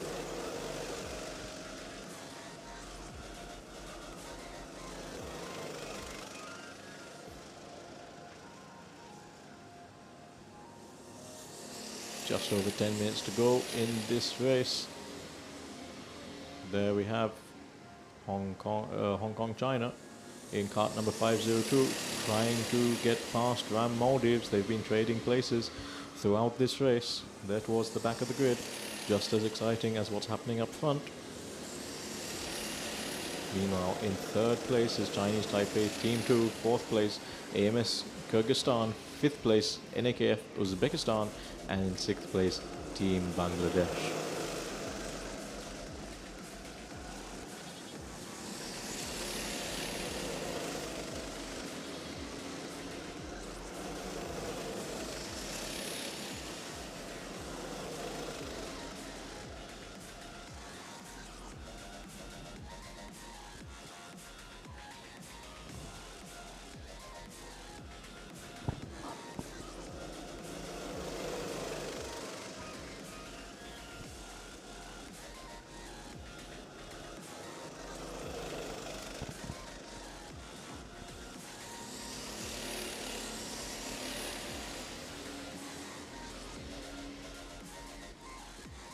"16 laps down so far as we now head into our last 10 minutes of running in this endurance karting sprint race.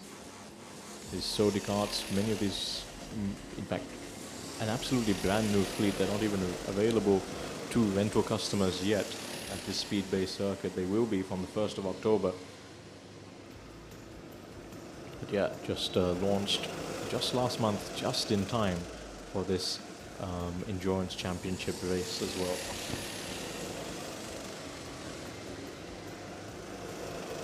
And of course a new discipline coming to the Asia Pacific Motorsports Championship to complement that of the two-stroke karts.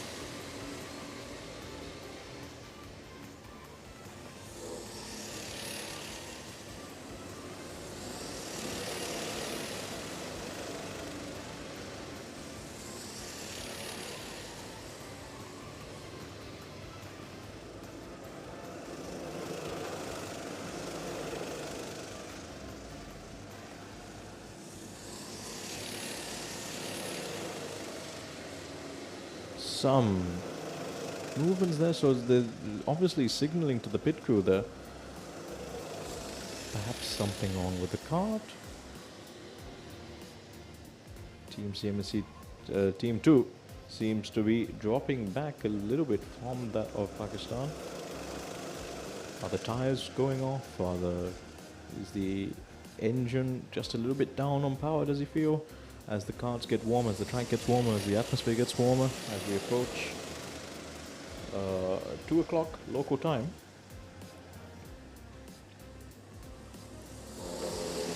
Trying to signal something to the team back there. Of course, this is a team sport as well.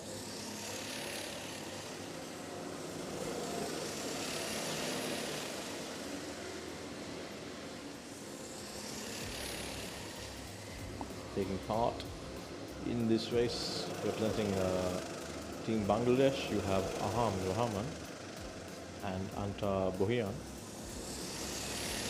In the two Hong Kong China teams, you have Mok Sam Nya and Matthew Ryan Chung, as well as Mok Ka Leung and Chin Kwong Yong. Representing India, you have Mariah Thakur and Neo Shah, as well as Hitansh Gupta and Vedant Mathur. Then you have Ovchenko Ivan and Kofanov Dmitry, representing the Auto Motorsport Road Safety Federation of Kyrgyzstan. Representing the Slalom Motorsport Club, you have Dimao Subasinger and Mohammed Iftikhar Arshad in one team, and Kavishka Ginge and Jeffrey Salehin in the second team.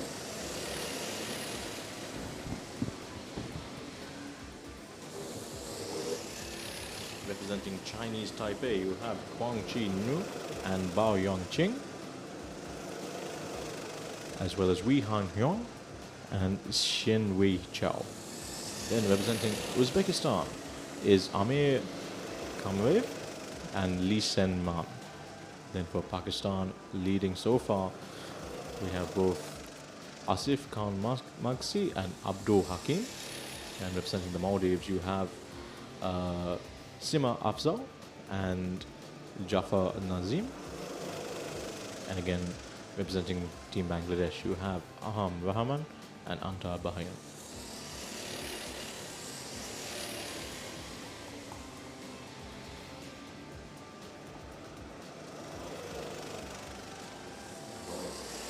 Laps down and just over 5 minutes to go. Team Pakistan still in the lead, now with a more convincing lead. Most of the carts now spread out fairly evenly, and this will be a little bit of a precursor to what we will see during the endurance event as well. So this is as equal as possible, with all the carts being the same and all the driver weights having to match up to 80 kilograms. Makes it a very, very level playing field. Of course, endurance racing, not just like sprint race, it's a bit more measured, a bit more paced out, but all as exciting because you have so many more elements of strategy involved in the entire team and the decision-making process, when to pit, who to put in. Of course, this is a little bit of a cut-down event with a 2-hour event, a 2-hour endurance race scheduled later on in the weekend. But we've seen these carts do 6 and 12-hour endurance races, and I think next time out in Apmc, that's what we'll be looking at. Some longer endurance races with more team members and more opportunities for strategy changes. I think that would be very interesting to see as well. As we now come into the closing stages of this race, once again in the lead is Team MA Pakistan. In second we have CMSE Team 2. In third we have NAKF Uzbekistan. In fourth we have AMS Kyrgyzstan. In fifth we have Team Bangladesh. In sixth we have Team Chinese Taipei Team 2. In seventh we have the FMSCI Team 2. And in 8th we have Chinese Taipei Team 1. In 9th is the CMSE Team 1. In 10th is the FMSCI Team 1. And in 11th we have Ram Maldives. And in 12th we have Hong Kong China Team 2. And 13th, rounding out the top 13, is Hong Kong China Team 1. Right on the back there looks to be, as we cut away again, just before I can tell you which carts those were. But there seems to be a little bit of a battle brewing there. But there are battles through and through the field, even though the carts are a little bit more spaced out. In fact, there you see, looks like MA Pakistan is about to lap Hong Kong China Team 1. So Hong Kong China Team 1 may go a lap down before the end of this race, may not. Might be cutting it close a bit fine. So it looks like there, Team Pakistan asking his team what time it is or how long there is to go in the race. 2 minutes 30. I always found our teams usually try to give out like 1 minute, 2 minute, 5 minute marker boards in the endurance racing. It's also very fascinating to take part in these endurance races, something I really enjoy doing. Because it's, like I said, it's not just about outright speed, it's about a lot of strategy, a lot of planning, a lot of forward thinking. And of course you have to have a lot of fortune as well in many cases, especially if it comes to rain. Or any changeable track conditions or weather conditions, red flags, safety cards, there are a whole bunch of things that could come into play during an endurance race. Once again, asking for the time by the looks of things, and looks like he's got it, and thumbs up there from Team Pakistan, Team Pakistan. Doesn't seem to be coming under too much pressure at this point in time from CMSC Team 2 with just over a minute to go now as we come into the closing stages of this first karting endurance sprint race.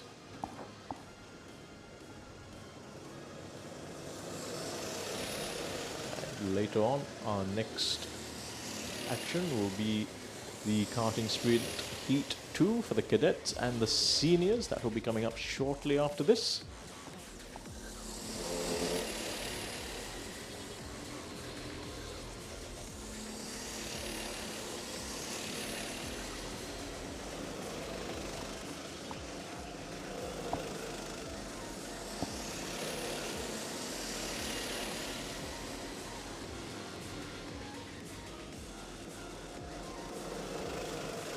There you have a beautiful overhead shot of Speedway, the location for this track, and the location for this entire Asia Pacific Motorsports Championship weekend.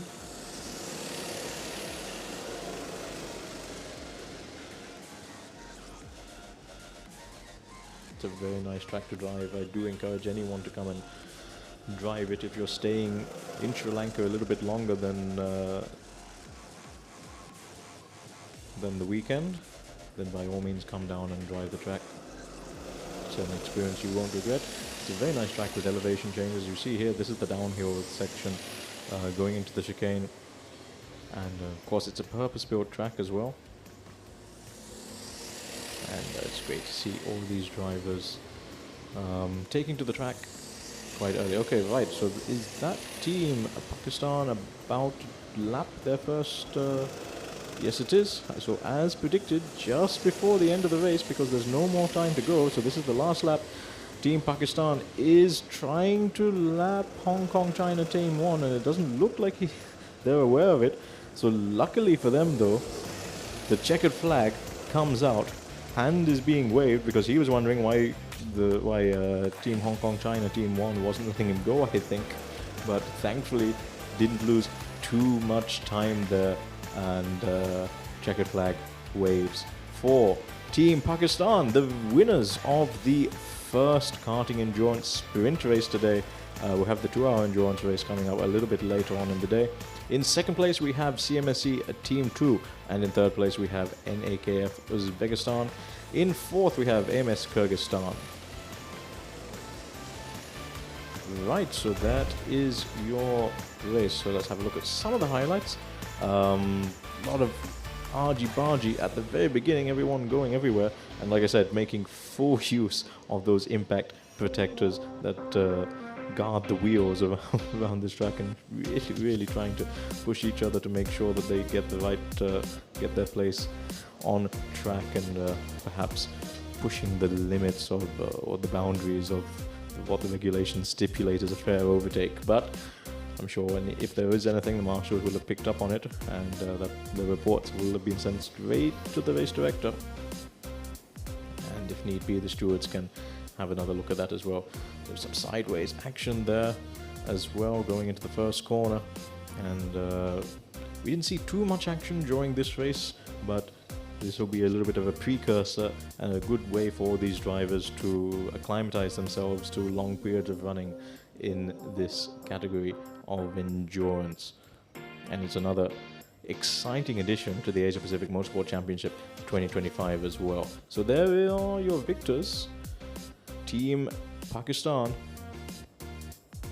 Perhaps if there was another lap or two, they may not have had such an easy win with the back markers there blocking them a little bit on that last lap. But as luck would have it, checkered flag waved at the very right time for them, and they managed to secure their win in this first karting endurance sprint. So there you have it, provisional confirmation that Team Pakistan wins. In second you have CMSC Team 2, in third you have NAKF Uzbekistan, in fourth you have AMS Kyrgyzstan, in fifth you have Team Bangladesh, and in sixth you have Chinese Taipei. The next karting event will be the next sprint heat for the cadets. Until then, I believe we will be handing back to Rukshan and to see what's happening down at the Autocross and the Jimkhana circuit.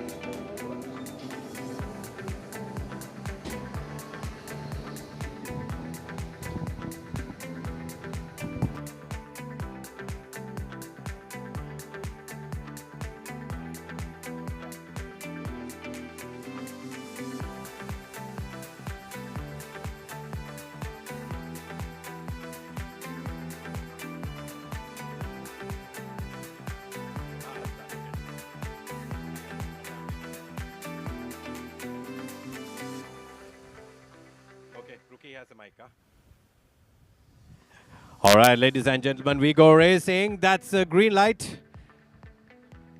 Appears to be a fantastic start. No delays. Oh, there's a shunt at the first corner. And he falls all the way back. The first lap is very critical. And I'll be bringing you the commentary live with Sam on tandem. And while he joins us, I'll give you what's going on screen.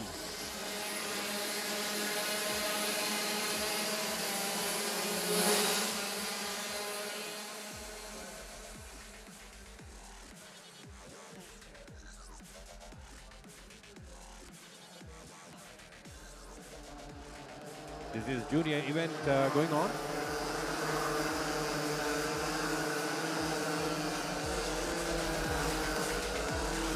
Through the parabolic turn, come onto the main straight.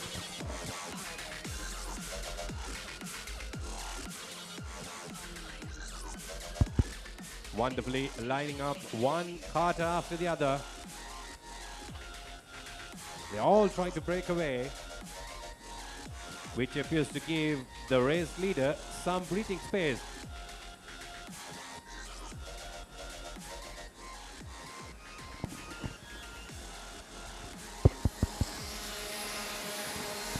We have on the lead card number 11 is on the lead.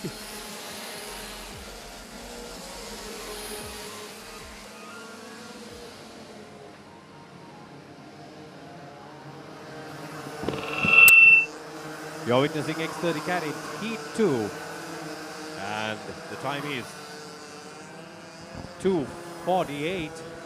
It's very sunny and hot out there here in Bandaragama. Asia Pacific Motorsports Championship 2025 Sri Lanka edition is happening right here at Asia's finest karting circuit, Bandaragama.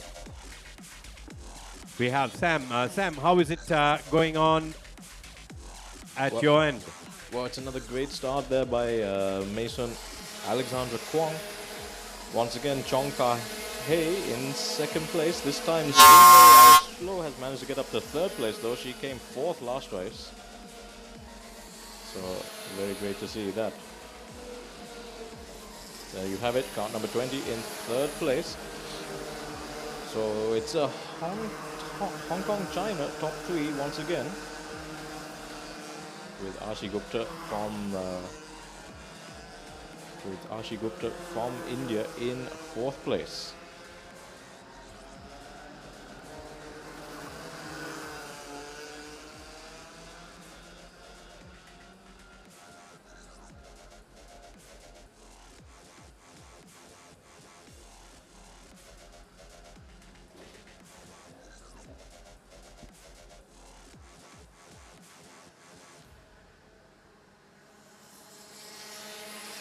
Right, so 9 laps to go.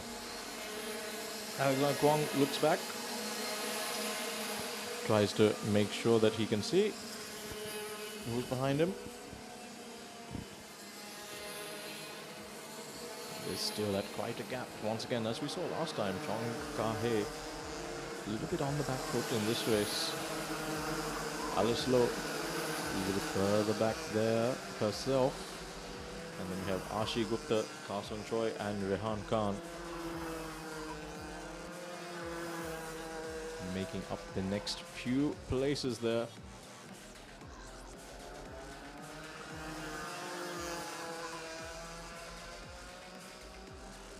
So this is of course the second heat for the X30 Cadet category. And this will be the last race that they will be having for the day before we go into the super heats tomorrow.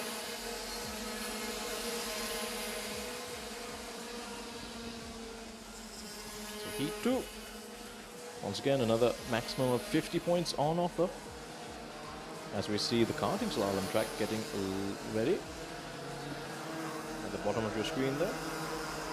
Another element of karting. We have 3 karting disciplines here. We have karting slalom, karting sprint that you're witnessing right now, and then we have Karting Gymkhana and Karting Endurance, which will be coming up shortly as well.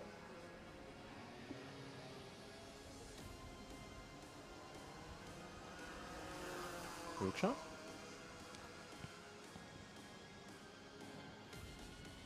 Some interesting battle going on here. The drivers go through the quadrangular section of the circuit. The lead runners. Card number 11 is leading.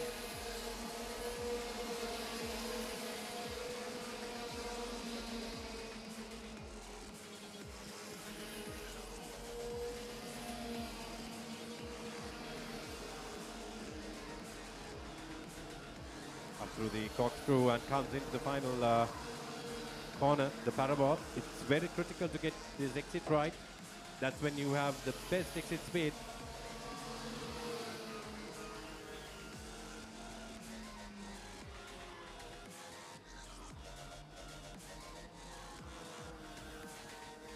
Look at that, we have a grueling battle going on between the two lead runners. Card number 11 and 13. Fastest lap goes to card number 13.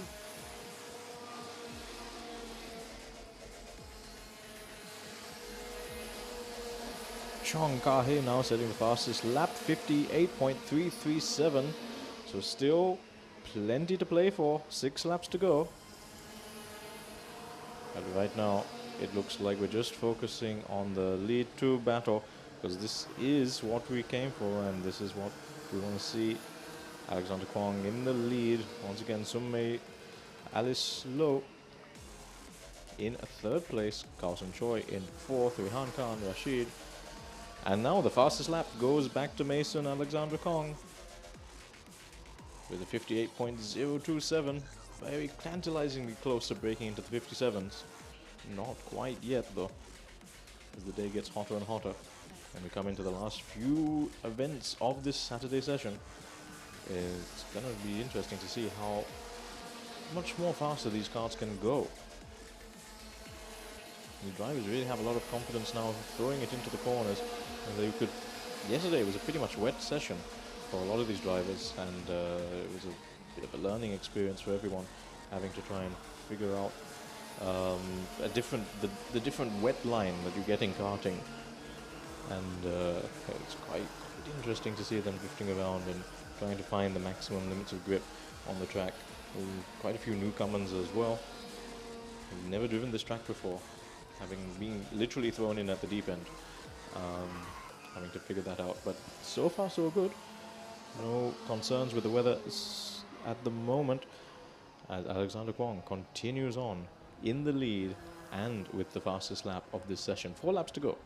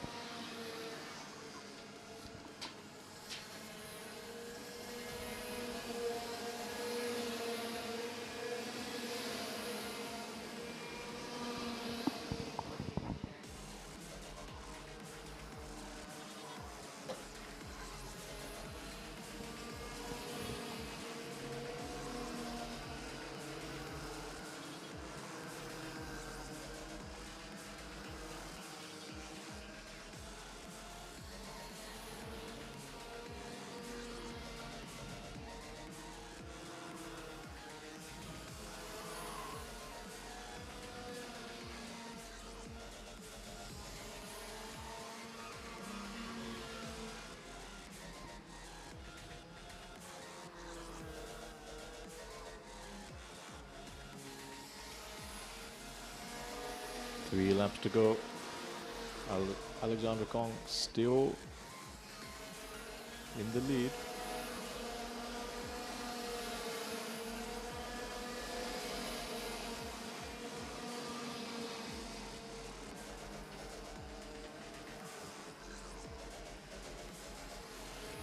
And this, of course, the cadet category, the youngest category of karting taking place.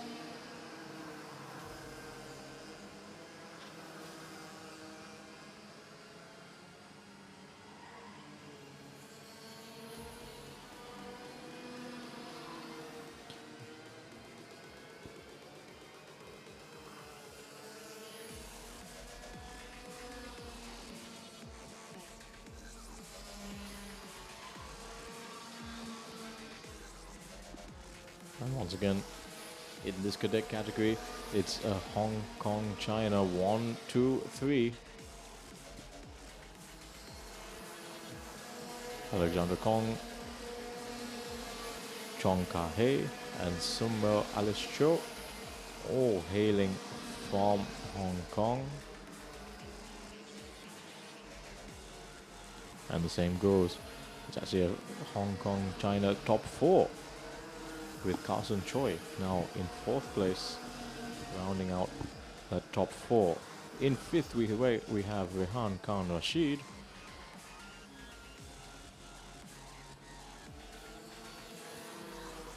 He's from India. Then, in fact, so we have Hong Kong 1, 2, 3, 4, and then we have India 5, 6, 7, 8 with Rehan Khan Rashid, Andre Amit, Ashi Gupta, and Ryan Gowda.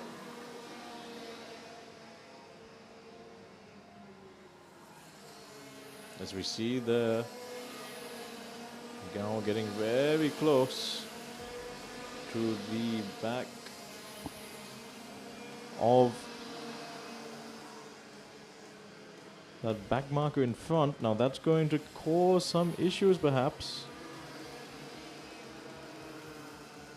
He's now trying to pass them and, oh, just on the finish line.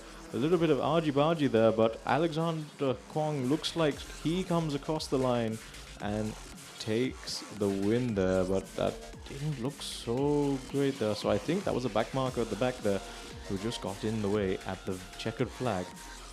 But did the drivers push each other side by side? I have a feeling the stewards will have a look at that just to see, because although he may have felt that he was unfairly blocked, you need to stay your line and race clean.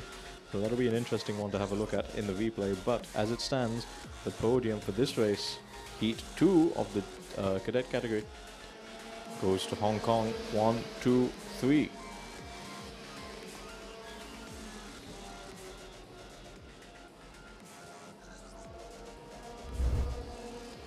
So let's have a look at the action. Plenty of action at the start. A few places in the mid-pack changing there. But it was really, once again, another runaway victory.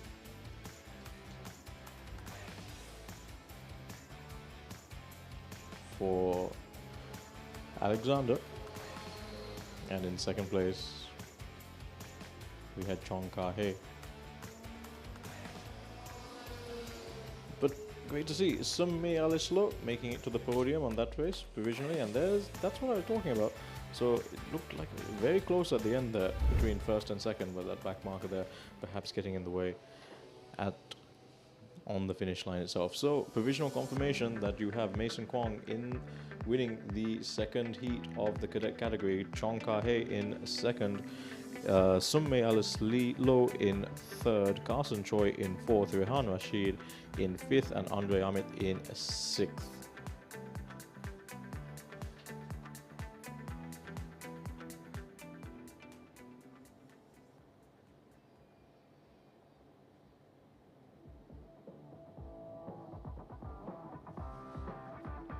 Andre Amit coming home for Team Malaysia. So there you have it. That is the circuit that we're racing at today. Up top, you can see the track, the go-kart track. And at the bottom, you'll see, right at the bottom there, to the bottom center, or rather, to the lower center, just above the Asia Pacific Motorsports Championship crawler, you'll see the autocross track that has recently been made specifically for this event. And of course, we have a lot of wildlife as well visiting the track. As you can see, the surroundings, lush greenery on all four corners of this track. Of course, you have the lake a little bit further below as well. Plenty of action to do, and of course you have Pearl Bay as well. Some of the drivers I saw taking part in some of the leisure activities that they have on offer. That is a water park, and I saw some of the drivers doing archery and the various other activities that they have going on there. A special promotional offer being offered for all the drivers and families and competitors this weekend here at the Pearl Bay and Speedway locations. It's a massive facility, and it's come a long way since it opened back in 2012. Every year, or every few years, the track seems to be getting bigger, the water park seems to be getting bigger, and it's great to see development going on in the right place, of people having fun, even right now, perhaps taking a little bit of a chill break in between these hectic race sessions.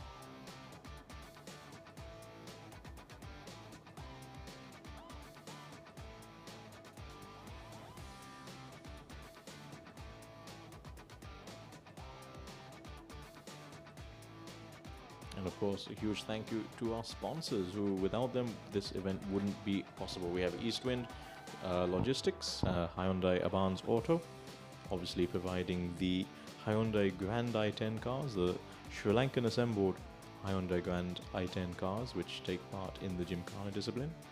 Then we have Chama Computers, who helped us securing the computer equipment for esports.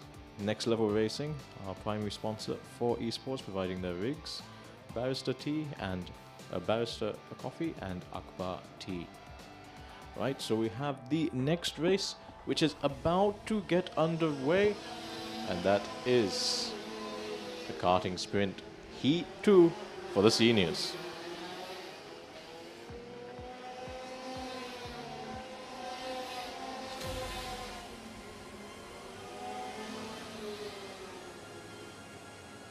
So, who won the first heat in seniors? It was, of course, none other than Yuka Po. He was followed by Raquel from Malaysia, and then we had the Indian of Aran Devan in third place. Sashan Gunasekar came fourth, Ryan Gunawarna in fifth. So that will be your top 5 to look out for at the start of this race, as they now come into formation for the start. The red lights are illuminated, and you see on the left hand side we have Taco Po already launching, and a great start there, and across the grass there, going straight into that. I think that was Ryan Goodwin going straight into the side there of oh, that was a terrible incident there. 3-car pile-up as well. Is that Sashan Gunasekar also caught up in that? Oh no, that is terrible bad luck for the two Sri Lankan drivers there. Looked like Ryan Goodwin went straight across, and we do have a red flag. So let's have a look.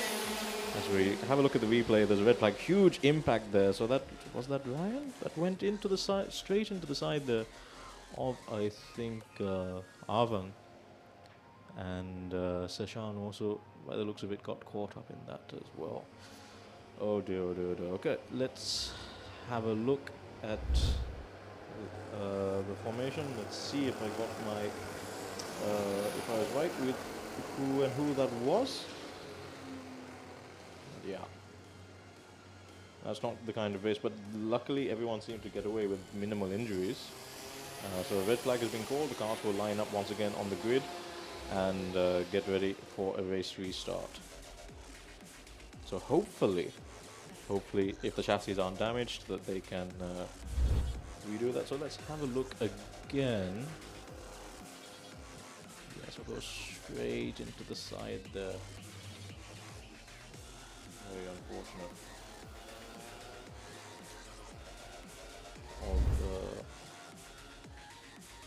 Arvan Devan, who was in second place. So hopefully, if the chassis aren't damaged, hopefully if everything is good, if everyone feels right, they can restart this race, albeit potentially at the back of the grid. So they line up now. And now wait for the marshals to decide the final layout, the final or the revised grid start.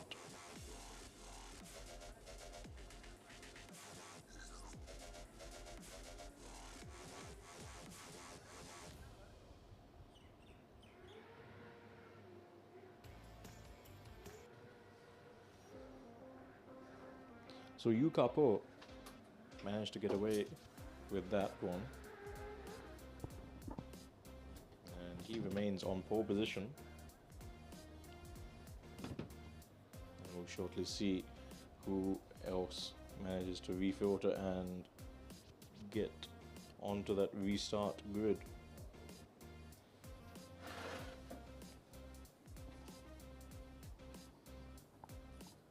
So the marshal is just sorting out who goes where.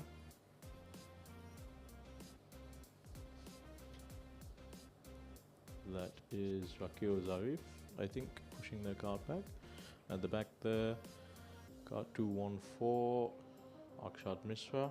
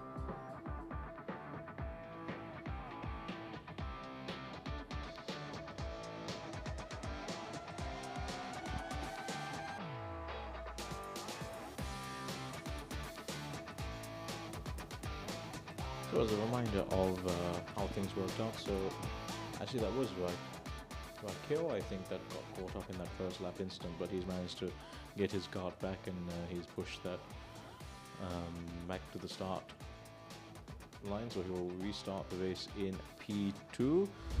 So let's have a look at the incident once again. So Rakil on the right moves across to try and cover off, locks up a little bit, breaks. Sashan is in third there, then I think that is fine. Goes straight up to the side there and then collects Sashan as well. And there's another cart that also gets caught up in that, trying to make an avoiding move there. Just goes straight into the side there of Sashan. Very unfortunate there. It's one of those things in racing. But thankfully, no injuries by the looks of things. Everyone seems to be okay, and in fact, it looks as if most of the karts have managed to survive that ordeal as well, and they look like they'll be restarting the race back where they started. But yeah, we'll just have another look at that and a quick confirmation on that as soon as possible.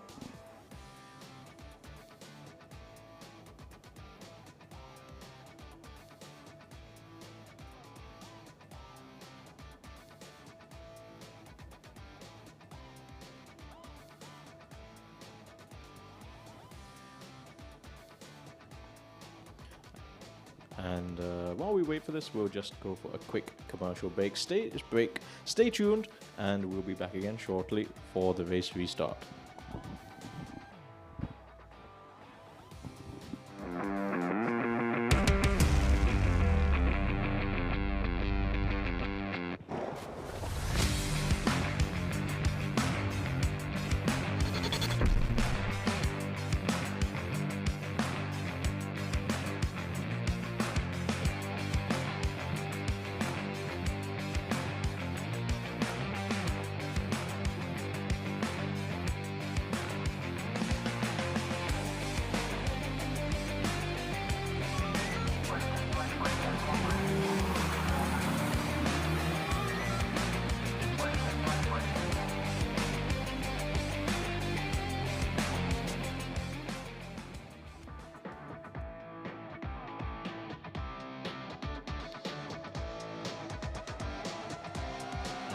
Back. Once again, the Asia Pacific Motorsports Championship 2025 taking place right now. And we're now getting ready for the race restart of the second heat for the X30 senior category.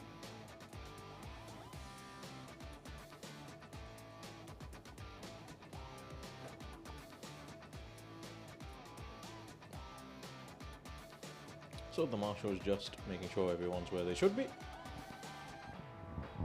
Looks like we have a potential couple of carts changed, or rather grid positions changed, or not where they were when they began. And hopefully the next start will be a little bit better than this one that we just had. Red flag immediately after the first corner instant that we just saw.